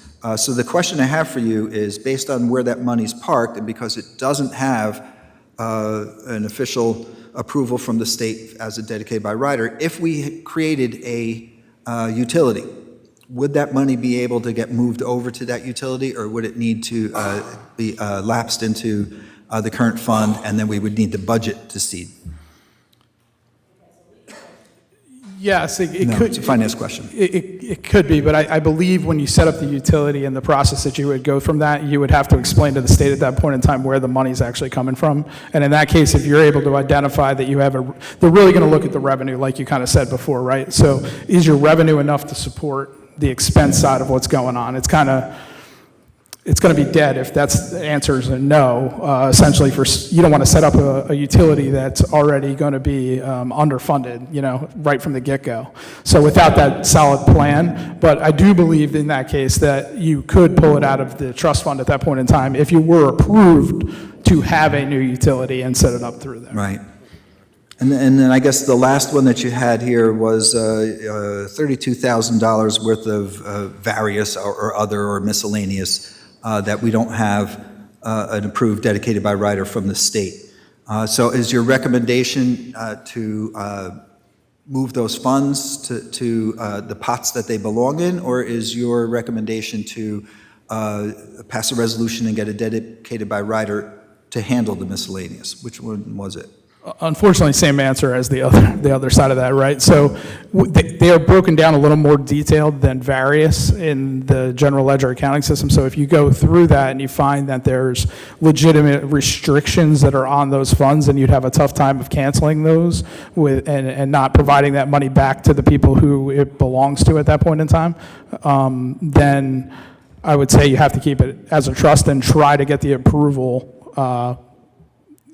after the fact, essentially, at this point in time, to include that as a trust fund. If not, and you find that that money's been deposited erroneously over that time, and it's built up in that trust fund, and it's no longer restricted, absolutely cancel it back to the current fund. But the reports that you were able to run on that, of the 32,000 that's sitting there, you were able to see what each and every one of those things was reserved for? Not all of them, but it is broken down more in the system itself. And keep in mind, that's an accumulating balance, so it's over a course that was even before the time period that we're looking at that it was built up with. So from a forensic audit perspective, don't you think it would have made sense to kind of chase those loose ends down? You know, even in these cases where we deem that account to not, you know, if there's a couple $1 million built up in that account, then perhaps we would have looked into it more, you know, than what was there currently. Perhaps. So if you're stealing $32,000, just we're so okay. I understand, If you're stealing $500,000, we're not okay? We're looking at the 22,000. Oh, I'm sorry, 32,000. Yeah, 250, right? Okay, I just want to make sure. Yeah. And so you were able to see the reports that verified that we had $32,000 there. The issue that you had in this particular report was that we never went forward with getting approved by the state for a trust fund or a dedicated by rider for those $32,000. And the recommendation would be not to create 21 different dedicated by riders, but to try and find some sort of catch-all just to legitimize the fact that we are accounting for all $32,000. We know where it is and who it belongs to, but now we're just saying, finish the paperwork, get the state to approve this so that you've got your miscellaneous pot that you can drop these things into. That was sort of the recommendation? Yeah, that's correct.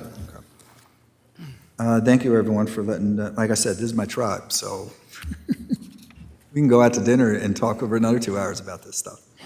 Councilman Latona. Good evening, everyone. I have a few questions for you. Mr. Kuntz, if you can come up too, because I got some CFO questions that are going to cross paths with both of you. Go. And in the meantime, Mayor, through the administration, for the next council meeting, can we get on our agenda a copy of these properties that we can look into, whether we can sell them or this 1.5 million they're bringing up? Can we have that list of those properties that we own? Yeah, absolutely. I'm interested myself. Okay, because then we can look into, are they in a flood zone? Can we sell them? Can we turn them into rateables? Okay.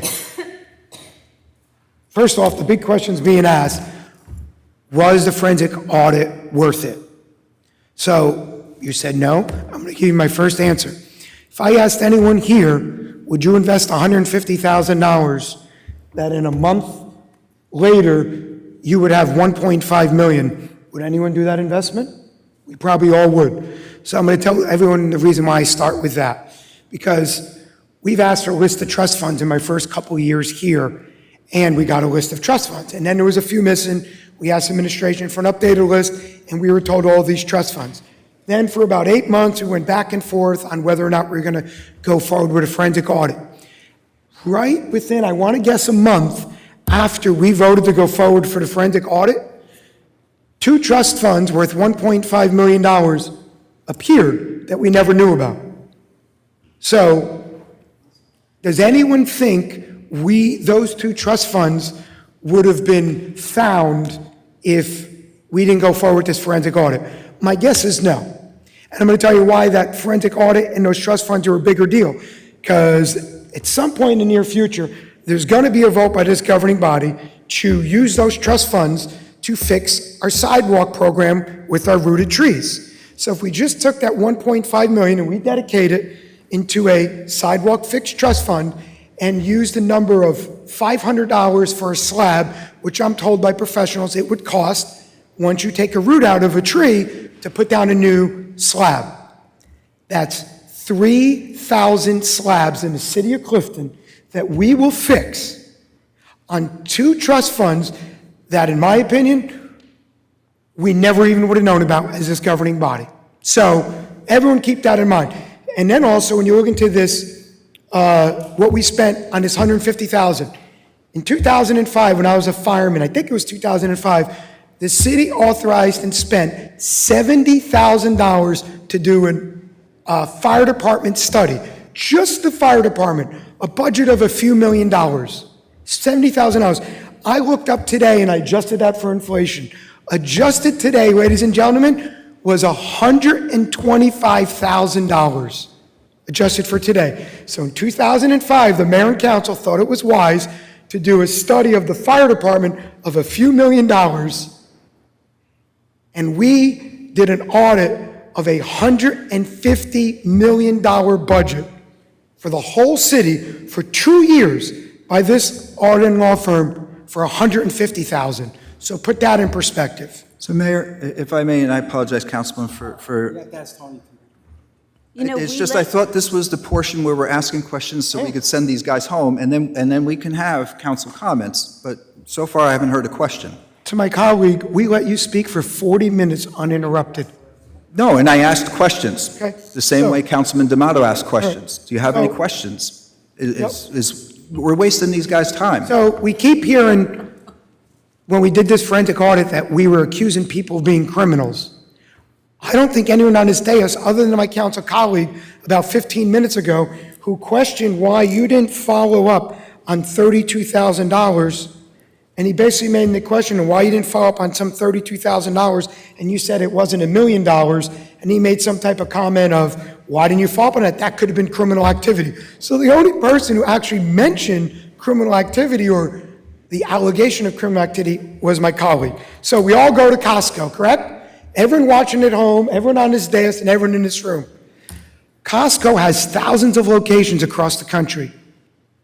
They do a forensic audit all day, every day. Do they think their customers are criminals or committing criminal activity? No. Everyone who leaves Costco hands your receipt and they check you going out. That doesn't mean they feel you're a criminal or you're doing anything wrong. It's a checks and balance that everyone does, public sector, private sector. Most of what this audit was done for was to come up with better efficiencies, better ways to run things. So if you look at most things you came up with your report, one of you said it right. We can't put a value on it because it's fixes that we're going to make moving forward that we're not going to pay interest payments on. We're going to turn in bonds, vehicles, this or that. So it's an unknown amount of money. So now I'll get to my questions. Right. So you mentioned bonding funding and all of these millions of dollars that we already bonded funding for over the years that we could spend or could have spent. Is that correct? Money that we already bonded for 2015, 16, 17, 18, all these different years. So at any point, because that money was already bonded, could we have spent that money to do infrastructure projects? Because we already bonded for it? Is that what you were saying? No, so you have to segregate out. When you approve a bond ordinance, you're approving that project at that point in time. It can be funded or it can be unfunded at that point in time. So by receiving the bond, you're just funding that ordinance. Right. But in many instances, the money is spent. They were funded. Before that, it could be spent through a temporary financing of a bond anticipation note, for example. But either way, I mean, it's the ordinance that's there that then gets spent against. Okay, so the reason I asked that question is this year we didn't get our budget done till late. So that was used as a reason why we couldn't do no infrastructure because we didn't have a budget passed. Because we normally bond every year as a standard rule $10 million. So for the public and for my colleagues, we bond $10 million every year for infrastructure.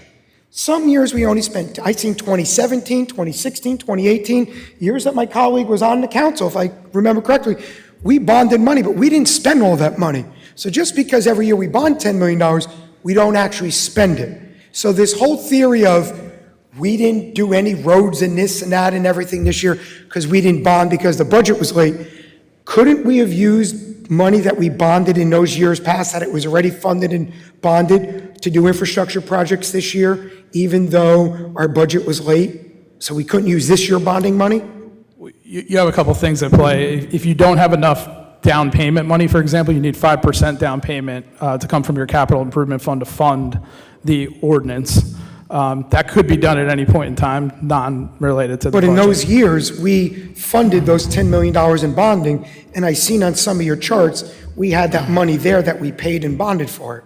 It was like paying. You could cancel old projects that are not fully expended, for example, and put it into fund balance, and then utilize, you'd have to create a new ordinance that utilizes that funded money. You could also, lost my train of thought where I was going with the last one. I can help you out a little bit here. That's what we're here for. But I mean, one of the things that you could, just want to make it clear. Sure. One of the things I want to make clear here is that, whatever the old ordinance was, you have one from 2016 and it was a road ordinance, you have to spend it on roads. Right. You can't go out and buy Correct. a garbage truck with it. Right. In order to, if you wanted to buy a garbage truck and things like that, you would have to, and you needed the money, you would cancel the ordinance that had, that you knew you were done with, put that money to capital fund balance, and that could be I don't mean used to as a cut you tool off. to do I'm talking something. about spend it on infrastructure. That money then could have been spent on infrastructure. As long as, Well, let's it's say like there's this money left infrastructure. over in a Right. particular instance, and the road names aren't specific, in theory, you could spend, you Roads for roads. could put that money towards a use, as long as it's in the language of the bond ordinance, and bond counsel would advise if it's permissible. Can either you guys tell me, I'm going to get into vehicles, do you know how many people we have in our building department, a zoning department, a rec department, broken down? Do you guys know? You don't, do you? We don't have it in front of us, Right. right? So you did a breakdown on vehicles, right? On a semi-cost analysis, is it cheaper to rent, is it cheaper to lease, and everything else, correct? But you don't actually know that we actually have more vehicles than people to drive them. So whether it was more economical or not to lease or buy, that's a whole different argument, because you guys didn't look into that, and you didn't need to. My point, I'm not knocking you guys, my point is, it's something that you guys don't know and weren't planning on doing, that you don't know what we know, that we actually have more vehicles than people to drive them. Fair to say? Right. So when you talk about on some of this, I seen you did make a statement somewhere that we spent so much money to lease, but if we bought them, we wouldn't have been able to buy that many cars to do that. You guys are right and wrong, so I'm going to tell you where I have a question with that. I'm going to take Ford Transit vans. We're paying $1,000 a month to lease them for 6 or 7 years. That's $72,000 to lease that van over those 7 years. We're turning in some of the things at 2,000, 4,000 miles, so they're under US. If we bought that vehicle and we kept it for 15 or 20 years with that low mileage, we could have bought it when I looked it up on the internet for like $50,000. We're going to spend like $200,000 in lease payments over those 18 years that we could have literally bought it. And again, this isn't on you, but this is more for the public. A vehicle that we could have bought for $50,000 on lease payments, and that don't include, from what I'm told, we pay all these other fees to enterprise for operating costs and all these other things. So my point is, that's the part with leasing for the public to know. ARPA usage. I got a question for both of you. I'm going to start with you, Joe, Mr. Kunz. Was there a resolution or an ordinance? I wasn't on the council, so was there an agreement by the council in 2020 or 19 to say we're going to use $4 million a year of ARPA money to pay salaries to the budget? Like, where did that come from? The money used for, was, first of all, in the beginning, when the ARPA money first came out, there was no good guidance. The federal government gave us $15 million and said eventually guidance is coming, right? So if we remember, the city hired NW Financial to help us with our American Rescue projects and approvals and all that. But when it comes to putting the money in the budget to offset the revenues like we did, the state required us to offset an expense for the revenue. So the easiest thing to say is if we took in $4 million in revenue loss, offset it to public safety salaries, because those departments have the biggest salaries. That was all the state requirement, that you couldn't just put $4 million in as a revenue, which is what you were doing. They wanted offsets. Right, what I'm saying And we is, followed that. when you got the ARPA money, it said, you can use it for infrastructure, you can use it for this, Yes. this, and this. Who made the decision that says, we're going to take this ARPA money, and we're going to use $4 million a year to balance the budget? That would have been. Because that's one of the reasons for the public to know, one of the many reasons we're in this situation. So who made that decision? Was there a resolution passed by the council at the time in 2020? Would who have been said, part of the- would have been part don't of use the this for budget process." infrastructure, use it $4 million a year to offset salaries for police, fire, and DPW? Who Would have been made a- that decision? City council when they adopted the budget. But, That's, did- well, but but it doesn't was matter. there? Every budget passed. I with understand that. 4 votes, and in it was the revenue loss, which is a council I decision. understand the council passed the budget every year, but any point, and I wasn't here for those of you who were, did the mayor and council told, we're going to use $4 million a year of this ARPA money to balance the budget? Yes, every Did- budget okay. process. Okay, again, I wasn't here. And then all the projects were broken down in the Well, you grant were, fund. you were here for 2 of those years. I know, but I mean, when the decision was made to use the money, we came in the fourth quarter. We didn't come in the first quarter. We came in the fourth quarter when the wheels were already in motion, leading up to the last year or the second to last year. So, my next question then. You made the motion last year to use it. So, I'm going to get into pilots. So, here's where the issue comes in with pilots. It is true when you don't do a pilot, the school board gets 50%, the county gets 25%, the city gets 25%. Before anyone who's the smartest guy in the room tries to correct me, I'm off by 1 or 2%. I'm just using those numbers to keep it simple for the public. Okay? All right, everyone? Okay, now that we cleared that up. So, pilots, I agree, are great tools to use under certain circumstances. When you're using it for a project that doesn't have kids in the school system, right?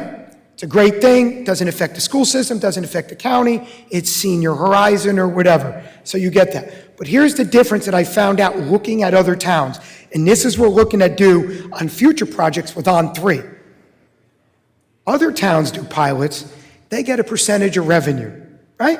So if the pilot brings in $3 million in rental income, they get 15% of that number. So on $3 million, you're going to get $450,000 of that pilot. That's a good pilot, right? We signed these pilot agreements that some of these pilots we gave them $25,000 and $50,000 a year payments on 100 units, on 50 units plus commercial real estate. Now, one of those pilots, I'm going to use Maine Ave as an example, 150 units plus commercial real estate. I want to guess in 150 units, there's got to be 100 school kids coming out of that pilot. That's probably $2 or $3 million cost to the school system that the school system's getting screwed on, right? So we just gave that developer collecting millions of dollars a year in rental income and commercial income, that pilot, they're paying us, ladies and gentlemen, $75,000 a year. I mean, you almost couldn't be this incompetent signing those agreements. That's how bad that is. So pilots are good when they're formatted correctly. Pilots are bad when it gives it away to the developer. I hear the word nonprofits. Nonprofits, nonprofits, nonprofits. Right? It almost sounds like you're feeding the hungry, Mother Teresa and everything else. Some of these things that are nonprofits, these developers, they own all the shell companies to cut the lawn, to rake the leaves, to vacuum the hallways. They could be paying these people $200,000 a year to rake leaves. Technically, they're a nonprofit, but I assure you, the money's being made, and we're not getting our fair share. So when you hear the word nonprofit, don't be fooled on those pilots. ARPA usage, I asked that question already. The sewer rate study came up. We made one fix to that. We actually made two fixes. And one, the sewer rate didn't pick up on. Everyone who built got one free year of sewers before we found that out in the last few months. So that's another thing this council fixed, fixing the sewer rate study. I am in favor for this council to look at adding another tier for high volume users to have a higher number on that. So that's another revenue source for the sewer rate study. On the downgrade on our credit rating, the council and the governing body was put on notice before this council came in from the fuzzy math that was being done before us, that the city was put on a negative outlook and put on notice that you may be downgraded. So that was happening long before this council came along. That was decades in the process of how things were done that this council started to fix.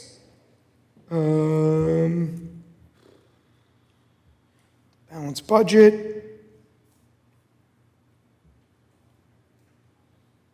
iBank, Miss Joe to the CFO. I've seen Hackensack, I've seen Passaic, I've seen Teaneck, and we had Passaic Valley Water here last year. There's a state program funded at little or no interest, the iBank, and I think they call it the F-Bank for flooding, where they, instead of you bonding the money like we do in Clifton, the state floats that money for those infrastructure projects, and when it comes time to pay it back, they forgive up to 35% of that cost. So, for example, I seen a project in Hackensack last year, they bonded $10 million, the state floated that money to the town, they didn't have to bond for it.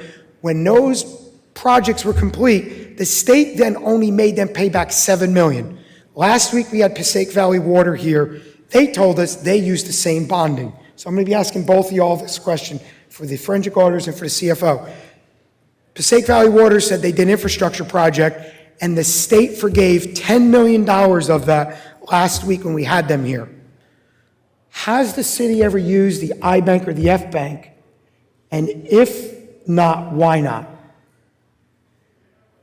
For the CFO first, and then I'm going to ask the forensic auditors. We currently have two loans we're paying back to the, we have 2 Green Acres and 2, No, the iBank is for infrastructure.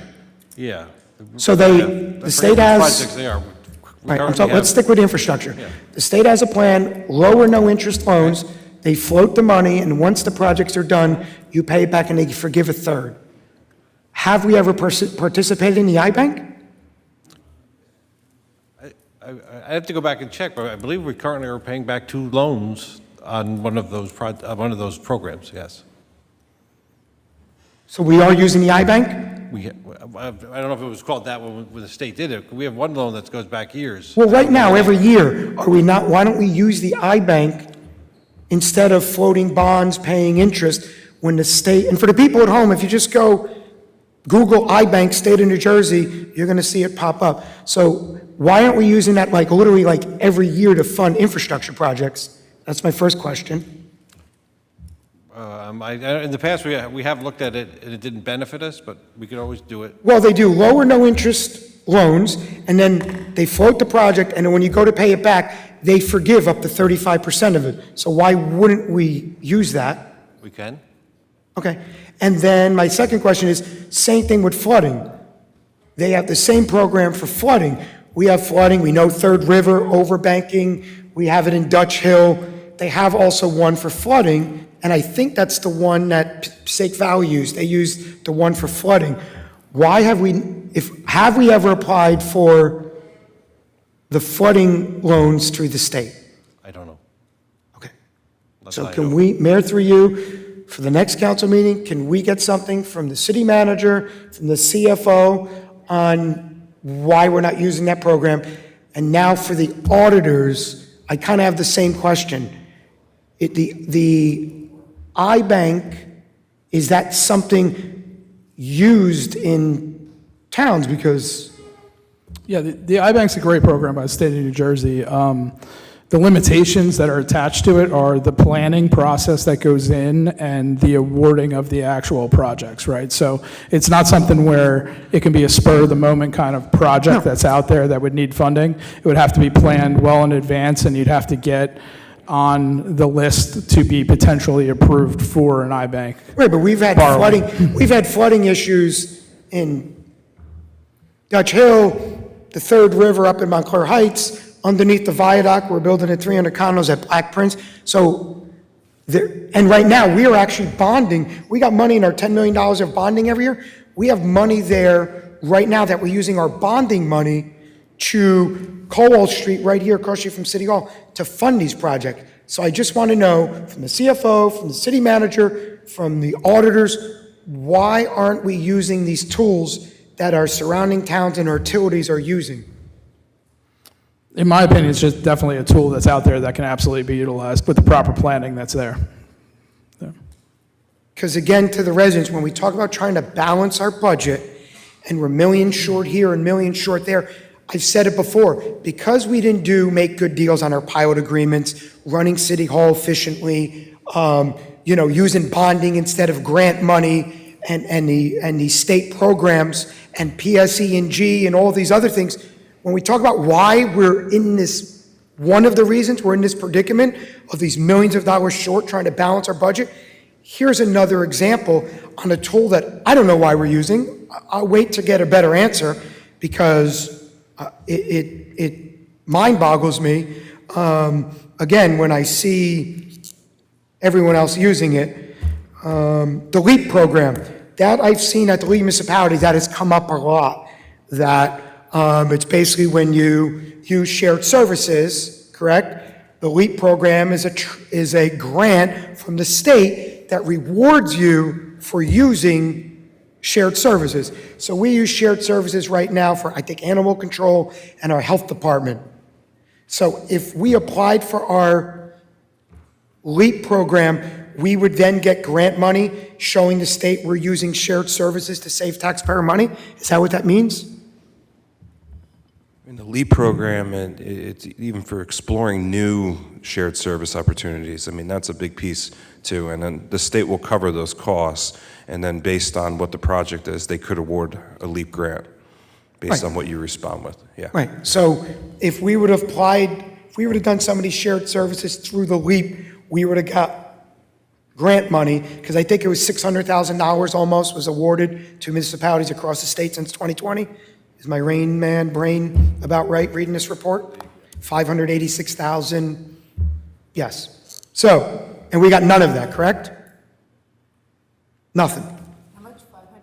I think it was like 586,000 awarded since 2020 to municipalities in the state of New Jersey for using shared services. Pilots, we went over. So the leaves, just so the public knows, the League of Municipalities Conference is coming up. It is the one place where, this is where our department heads and supervisors and administration, this is the one place that they should be going for training, because it is taught by New Jersey professionals. It's all about New Jersey finance, New Jersey grants, New Jersey infrastructure, New Jersey legal. So for all these years, we're sending our employees to all these out-of-state conferences and seminars and taking all these training classes, when the one place they should go to is 2 hours down the way, no airplane rides, no nothing, and it is literally geared towards saving taxpayer money and giving knowledge to our department heads and our supervisors and our employees on these things. So moving forward, Mayor, through you to the administration, We've already put a thing for no more out-of-state travel, but this is where we need to be sending our folks, because I've been going the last few years, and it's been a wealth of knowledge that I've learned a lot of knowledge from. So I hope some of my council colleagues go to it, and members of the administration, so that's league municipalities, ARPA money we talked about, the I-Bank and the F-Bank we talked about, trust funds we talked about, grants to the, we just hired new engineers, new grant writer. My expectations is we get more money, because we've lost a lot of grant money. Either we didn't apply for it, or we applied for it and we were sloppy and didn't cross our T's and dot our I's and we lost it. So we can't change the past, but I have a better expectations from our engineer and our grants, and I expect results. Mayor, through you to our administration, so you better put them all on notice that we need to do better than we did in the past. I mentioned not just the I-Bank and the F-Bank, but there's grant money. Mayor, through you to, I don't know, Mr. DeMarzo, you're new, or to the CFO. There is grant money again through FEMA, through the EPA, and through Hurricane Ida. So from you being here and the time you've been here, Mr. DeMarzo, and to you to the CFO, have we ever applied for any grant money for infrastructure or flooding? All these other places, they used it for flooding through FEMA, EPA, or Hurricane Ida to fix any of our flooding problems. Joe, you've been here longer, so I'll ask you first. I know that's something that usually goes through OEM. I know we get fully reimbursed of all the expenses we were out. That we have, but as for fixing projects that are going forward, I don't know. That usually comes through FEMA and through Office of Emergency Management. And those. But have we applied for them? Because I'm watching Teaneck, I'm watching Hackensack, I'm watching Passaic, I'm watching all these other towns. Again, another grant revenue source. Mr. DeMarzo, I know you've only been there. Have you come across anything where we've used Hurricane Ida, FEMA, or the EPA to apply for flooding grants instead of using our bonding money? Yeah, we're going to, I think we passed emails around. The new grant company is coming in. They're looking to set the table with you and to go over a deep dive of the existing grants and some of the concerns and some of the visions that this board has. So we're going to do that for you. Okay. Again, folks, moving forward, we're going to fix it. And just lastly, pilots.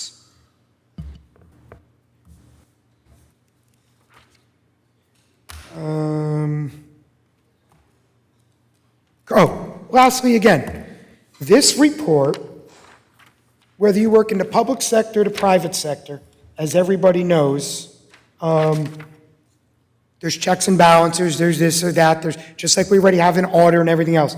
This report, ladies and gentlemen, my whole career, whether it's a fire department after a big fire or a fatal or something happens, you always have a get-together, right? What went right? What went wrong? What can we do better? So this forensic audit report was something I've always asked this administration, a CAP, corrective action plan. My biggest thing that I want out of this report, Mayor, through to the administration, it's very simple. A corrective action plan. The recommendations given by the forensic auditors to make us run more efficiently, to do ordinances so some of these trust funds are properly documented. That's all it is. To places where we're spending money and we're paying interest that if we turn them in, we stop paying interest on. It happens anywhere. In the military, we do them all the time. They're called CAPS, Corrective Action Plan. The hostility that has come out of doing this forensic audit is I don't know. Again, we got our money's worth. Like I said, those first 3,000 slabs, I'm hoping when we hopefully vote and pass that ordinance to fix our sidewalks on 2 trust funds that we never would have known about, that alone paid for itself besides everything else. So that's all I have for now. Thank you, Reverend, for your time. Thank you all. Thank you to the CFO, the administration, And that's all I have, Mayor. And lastly, we Mayor, have, I'm sorry, Mayor, I have a couple follow-up questions based on what the councilman had asked. is Mary not going next? No, if you want me to wait, we can wait until she's done, and then I'll ask the questions. It just seemed to make more sense to ask a follow-up question while It's the up to question got Mary. answered. If Mary That's will fine. let you, if not, then Mary goes. Mary, you want to take it? Oh, we've had about 2 hours of an inquisition, a cross-examination, and a hearing. What's another 30 minutes? Well, hopefully you guys aren't going to take 30 minutes to answer two simple questions. When I was listening to you explain about the bond ordinances and improvement authorizations funded versus unfunded, it sounded like you might have been kind of mixing the two together. So can you just go through, when we do a bond ordinance, what are the mechanics in terms of improvement authorizations funded versus unfunded? Yeah. So when you do a bond ordinance at a council meeting, it gets approved, right? So a portion of that bond ordinance, I shouldn't say it could be fully funded if it's taken from the capital improvement fund, which doesn't happen very frequently, but could happen. Could be taken from capital fund balance and be fully funded. More likely scenario is you're taking a 5% down payment from your capital improvement fund to fund 5% of that ordinance. The remainder of that ordinance would be unfunded until it's permanently financed down the line. Right, and I think that's where some of the confusion may come in. So we now have a bond anticipation note that's out there for these roads. And the roads were going to cost $1 million. We only spent $900,000 on the roads. That is still considered unfunded. Correct. It's not permanently funded until a bond issue. And we would need Permanent financing. to return that money when we renew the note. What's that? I'm sorry, I missed that last part. Typically, you would return the $100,000 unused when you renew the note for the second year. Yeah, if you're rolling the note forward, you're saying? Like Right. rolling it from one year to the next Took a one? note out for $1 Yeah. million, only spent 800 of it, 900 of it, we'll keep the math simple, 900 of it. We're now a year in, we're renewing that note again. We're not renewing that note for $1 million and spending that 100,000 someplace else. We're now only renewing the note for the portion that we actually spent it on, and we're only renewing for 900. Yeah, it varies per municipality. Some are very good at that, some are not as good at following that and keeping track and the policy that follows with it. And then the other question that was brought up was regarding two trust funds worth $1.5 million. It seems to me that the $1.5 million was always there. You can look at an annual financial statement and you can go back to 8, go back even further whenever it was there. It's not like $1.5 million and two trust funds suddenly popped up. You guys saw it in 2019, you saw it again in 2023. I think based on your analysis, you probably, because you were looking at 22 and 21 as well, and 20, you probably saw them there also. So it's not like they appeared and then disappeared and then appeared. They were always there for the course of what your investigation was, correct?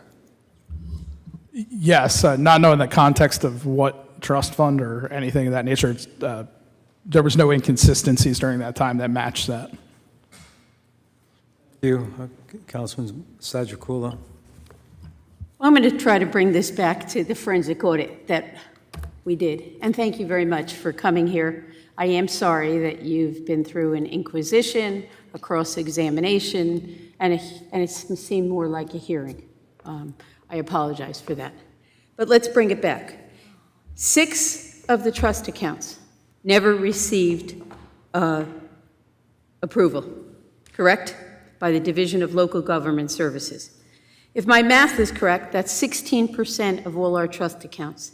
And in fact, you say there's one instance where a trust account was created even though it was denied by the state. Can you please tell me which account that was? That would be the opioid lawsuit, which when we set it up with the legal department, those funds had to go into the trust account as a part of the settlement. And the state did not approve the dedication by rider for that money, even though the lawsuit in which we were getting all these millions of dollars to spend the way they wanted it spent had to have the money put into a trust account. So we're caught between a rock and a hard place here because the state says, no, it should be a grant, the lawsuit says it's got to be in the trust account to be used the way it's used in the way they send the reports out. That is the money you're talking about, and it's only going to increase as the amount of opioid money we get back increases. My question was for the auditors, but thank you, Joe. In the audit report, you say that in 2019, the deductions, and we're going to Chapter 78 contributions, resulted in $212,996.99 in deductions not taken out that should have been. So the city lost that money because we did not take out enough deductions from employees, correct? Page 46.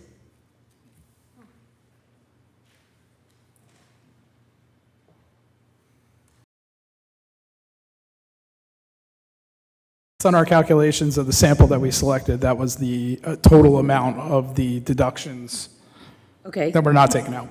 And then some were recalculated? Some were recalculated. However, it says there were still 251 incorrect deductions taken. So incorrect deductions. Does it mean the city is owed money? And if so, how much? Or are the employees owed money? And if so, how much?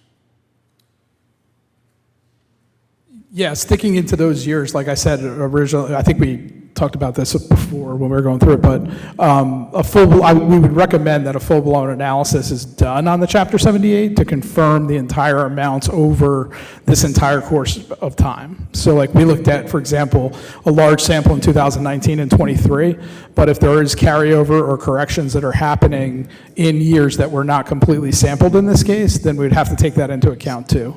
So the 200, just bear with me for a second.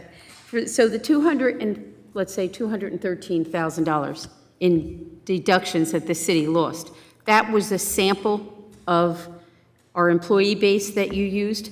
What was the number of sample that you used? Right, because you didn't check every single employee. You just did 255 of 417. Wait, how much? 255 employees of 417 in 2019. 255 employees in what year? 2019. And? Of 417 total. Of 417. So roughly, a little more than half, right? Basically, right? About, right? Yes. So half, you're saying we lost $213,000. So I tend to very much agree with you because that's only half the base. So we have no way of knowing now if the Chapter 78 deductions that we're doing now are correct. I think as Anthony said, this is half. Half resulted in a loss of $213,000. What's to say the other half isn't another 200? So double that. And there's no, if that was in 19, it's still, and you say there's still 251. What confidence do I have that this is being done right? The answer is 0. And now what's our total number of employees that, Joe, Clintz, how many do we have that contribute Chapter 78 contributions? Right now, roughly. 800? I don't actually know, probably 500 or 600. Excuse me? I don't know, but probably 500 or 600. Okay. 500 or 600? Is that what you said? Yeah. 500 or 600. And an outside firm would do that for us? We would have to hire an accounting firm to do that for us? Yeah, that would be a specific engagement. In a specific... Or just have someone internally go over it. Well, how can we trust anybody? We've had all these errors. We haven't found it internally. What's to make it seem now that we're going to find the errors now? That's a big concern. Now, getting back to the other question about the $15,000. in maximum benefits you can receive. We have no checks and balances that you saw that could prevent anyone from getting more than the 15,000? I'd like to add that when the state controller's report came out last year or the year before, that was all corrected.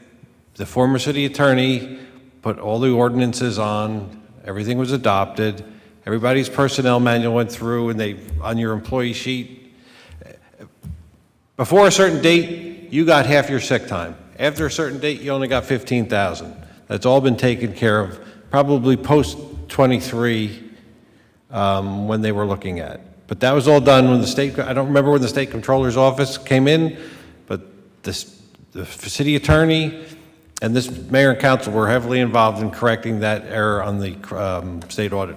Let me State correct you on Controller's that. Office. The mayor and council were not, because until a resident, Anthony, came up to this mic and told us about the audit findings from the comptroller, the state comptroller, this council was never aware of it, that then council. And in fact, we were never given a copy of the then audit report for it. So I do. But the state controller's report also reiterated the way he interprets the law, and it was all corrected when that report was given out amongst the other 80-something towns in the state. Can I go Clifton back to the corrected it. auditors, please?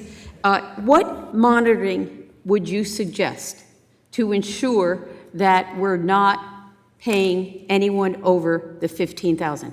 Can you help us out there and tell me what monitoring you would suggest? It would just be a piece of your normal internal control where you're reviewing those payouts. Like I said, sometimes they're calculated by the payroll department. There should be another check and balance that completely reviews that to ensure compliance with not only the state laws, as Joe had referenced, but the internal contracts, as I had said before, too. So it's important to really bring your internal contracts in compliance completely with the state laws. Okay, thank you. Also, let's go to, let me find it first. On page 46. However, this is about overtime, payroll. However, we did find out of the 140 employees present in the fire department during 2023, 29 received overtime payouts over 20% of their base pay. We use the 20% threshold as a guideline for tracking overtime payments. I believe that was due to the policy that was in place where brass was called in to replace a local firefighter, and actually, which I was accused of being, what was the word used? Come on, Chris, help me out with the word. Remember when I asked for that overtime by rank, I was harassing employees. Irish, But, yes. Yep, remember that, Tony? So here it proves it. So, council, we did correct that. If you remember, we changed the policy that now we have to do, they have to call in rank for rank. So thank you for pointing that out. Again, I think that your report, I think it was very helpful. I think there are things that we could look at in this council and take in. And I do have to apologize because sitting here, the Inquisition, I wish I can think of the old movie I was thinking of, but I can't think of it right now. As Ed laughs, he'll tell me later what I was thinking of, which movie it was. But the Inquisition, the cross-examination and hearing, I really apologize. I'm sorry. If I thought it was going to ever turn into this, I would never have voted to ask you to come. I apologize sincerely. Thank you. Do you have any last? So, Mayor, no, I just have a follow-up on one of the councilwoman's points regarding the health benefits, right? Because we paid $150,000 to find irregularities, and in 2019, based on page 46, you're saying that you reviewed 417 employees who were enrolled, and you found 255. So did you review the full 417 employees, or did you only review 255? No, we left it at the sample that's presented here. What's that? We left it at the sample that is presented here.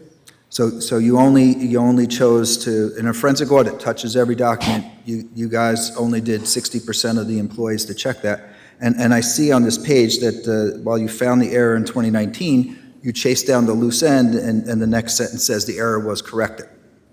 So that would imply to me I'm that... sorry, I didn't hear it was a little... Page 46, right? Yeah. So on page 46, you said that, we had found that the deductions didn't match based on the table, that it came out to $212,996.99, a very precise number. And then you chased down that loose end to see what was going on, because in the next sentence, you're saying the error was corrected. In 2003, when we did the same testing, there was only $1,000. It's right below that. 1,055.06 is the amount when we tested 2023 sample. So we paid $150,000 for you guys to find irregularities. You found an irregularity in 2019, but you didn't bother to determine whether or not that irregularity existed in 2020, 2021, or 2022. You just jumped straight to 2023. Well, we were engaged to do 19 and 23. You were engaged to find irregularities, weren't you?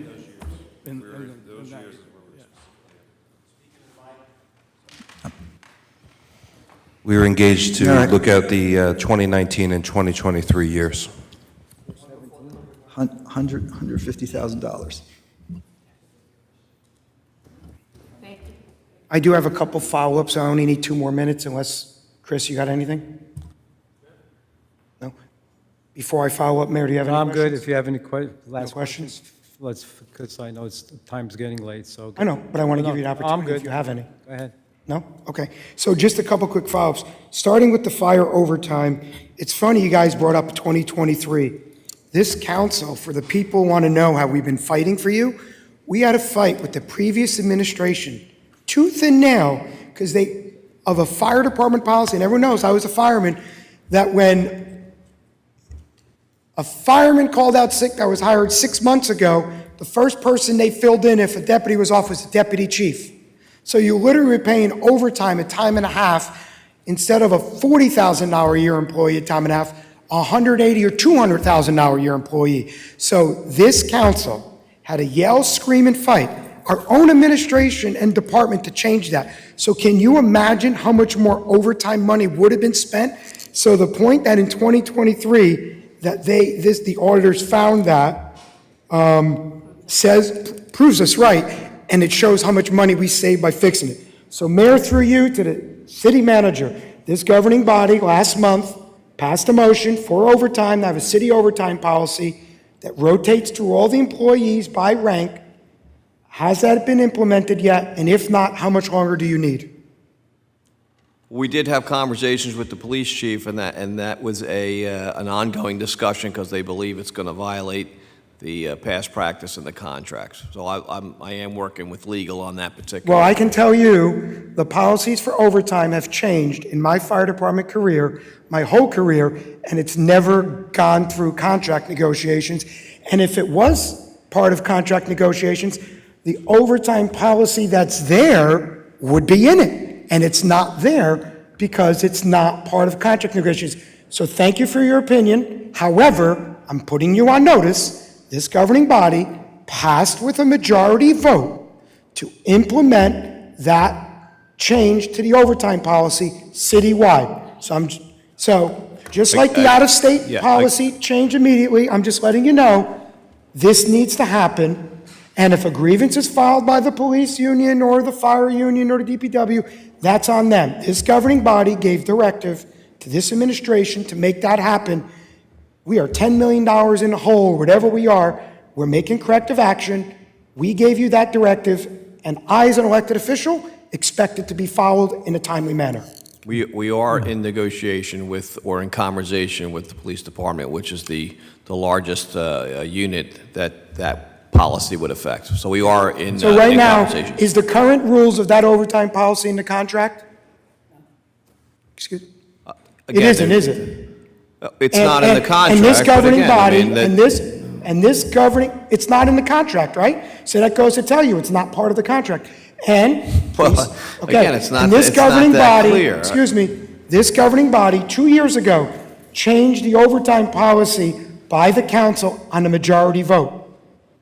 The same way we're doing for the city policy. So we've already done it. And again, if any of the unions want to file a grievance, that's on them. We gave directive to you, Mr. Egan, and this administration to make that happen. So I expect that to happen in a timely manner. Or there's going to be another conversation. And we are in negotiation and conversation to make that happen. Thank you. And a timely Gentlemen. is a... My two last questions. Yeah, is it for forensic people? Yes, Because forensic auditors. it's getting late, and I know they have a long. I understand, Five. for the forensic auditor. So it came up with the max out payments for how much you can get and how much you can earn. I think in the 2010 law that changed, you couldn't do anything to circumvent the payouts for employees, right? So if you had a max on how much you can pay out an employee, you maxed out at that number. So my question to you is, a few years ago, when I was on the fire department, it came up that right now there's a process, and I don't know if it's still there for the administration, so they can correct me. The most you can have in sick time is 480 hours, right? That's the most you can have, I think, by federal law and state statute. There was the question, and my question to you is that if you didn't use any sick days, every year the city would write a check to those employees for $5,000, $6,000, $7,000, $8,000. Is that or is that not circumventing that law as that law is written, that you can't do that? Yes, it is circumventing the law, and no, you can't do that. It's still against the policies that were put in place in 2010. Okay, so Mayor, Did you look at that? to the CFO, are we still doing that? Yes. No, that was all changed, and that policy goes back to, it all depended on the date, I forget what the date in May in 2010, right? If you were hired before that, it didn't matter, right? If you're hired after that, it mattered. But you It was a couldn't very earn specific more, date. from my understanding, you couldn't earn more than where you were. Is that not the case? Well, you can't, in my case, I'm capped out at 180 sick days. Right. So my I'm question gonna- is, do city employees right now, once you're capped out, I thought it's 100, can't carry more 480 than- hours, 160, whatever that is, right now, do city employees get a check if they don't call out sick for the year for that money? That has changed? Not if you were hired after that date in 2010. Even before that date? They're still entitled to it because it's a very specific date as to when you were hired and when they get it. So to the forensic auditors, is that the case? I thought you couldn't do anything to circumvent that, past or present. So can we get an answer? I'm not going to hold you up. Can we just get an answer? Yeah, Can so we continue to do that the state practice? does prohibit those type of payments. If you're getting paid out sick on an annual basis, it doesn't matter when or who's grandfathered into it, that is not legal per the state. Now, if there's a contract that will trump the state law, then based on whatever your attorney would say in that case, they may side with the contract versus the state law. Okay. And my last question is, Mr. Kuntz, you brought up personnel manual. There was disagreement with the city manager on doing performance reports, and we weren't on the same page. There's a personnel manual in 2016 that's 120 pages or so thick. It breaks down military leave, sick leave, family leave, how much you get, ready for the public? Reimbursements for out-of-state travel. It had rules in place for all these things. In 2019, who replaced this 120-page manual that gave checks and balances to all the employees and replaced it with a 25-page manual that gutted all of those checks and balances to make all these things go away? Do you have an answer? Or, Mr. DeMar, I'm going to ask you first, to the CFO first. Did you know we had two manuals? And I'm sorry I'm asking you more because Mr. DeMarzo just got here, so he's new. So I'm asking you, did you know we had two a 120-page manual, and then in 2019 it was replaced with a 25-page manual? Did you? I knew there was a newer one, but what it replaced, I don't know. Because if I remember, when I was a city employee, every year when you clocked into your computer for payroll, you would have to check these boxes that you read the sexual harassment policy, you read the personnel manual, and all those things. So, does the personnel manual change? Does that come through the mayor and council to legal, mayor to you to Mr. Egan? Does that change have to come through mayor and council? Does that have to be like an ordinance change? Or is that done without our knowledge or approval? Could that be done? I don't know how it works. I'm not sure how it was done in the past. I know, but I'm asking you, does a change to the personnel manual, does that have to come through as a change to an ordinance or resolution to the governing body? I could tell you that the one we're working on now, we intend to share with the municipal council, yes. So my question then is there an ordinance or a resolution in 2019 that the governing body at the time changed this in-depth manual that protected the city from all of this stuff to this 25-page manual that took all of that out? Well, I'll say this, I can't find a nexus where the 120-page manual was either formally adopted or presented. The only one that seems to be consistent in the time frame is the 24-page manual. So the 125-page manual, which was presented to me by council, I don't know where it came from, and Joe and I have kind of dug down relative to try to find where it actually was created. So we do have access to the former administrators' emails and the personnel officers' emails. We're trying to find out. So Mayor, through you, I want to make a motion. So I don't believe it was council changed. I meeting believe you had the for us to 24. get- Mayor, do you want to make a motion for next council meeting? Well, that's to have not, on the it's not, agenda? that's not, but we can't make a motion. This is not an agenda tonight, so. Doesn't need to be. This It's is not or part- anything else that's discussed. You can just give me a directive. So What I do you want to make, want me to okay. do? Give him a direct- Can we get an update? Can you look through that time frame in 2016 or 19 and figure out, because to the life of me, I don't know why the city would gut a personnel manual that has all of these breakdowns and protections for the city and take all that out. I don't believe it was gutted. I don't know if it was ever formally adopted, but the one that we're Well, working it now exists. with... It exists, and it was in 2016, because I have a copy of it. I can share it I with know you. it exists. I don't know if it was formally introduced or We'll find out. utilized. Can we allow these gentlemen to leave because these aren't questions for them? So, I think we're That's done. all I have. Mayor, can I ask just one or two quick? You know, for them. You know I'm quick. One of the reasons I voted to bring you folks in and look at our budget is I would describe our budget experiences since I've gotten on council as ill, unwell, sick. It wasn't working right? And I think based on what I'm hearing, and you can confirm this, a lot of the recommendations and problems that you found in your report seem to be a shared responsibility of bad policy and bad execution. Is that a fair statement?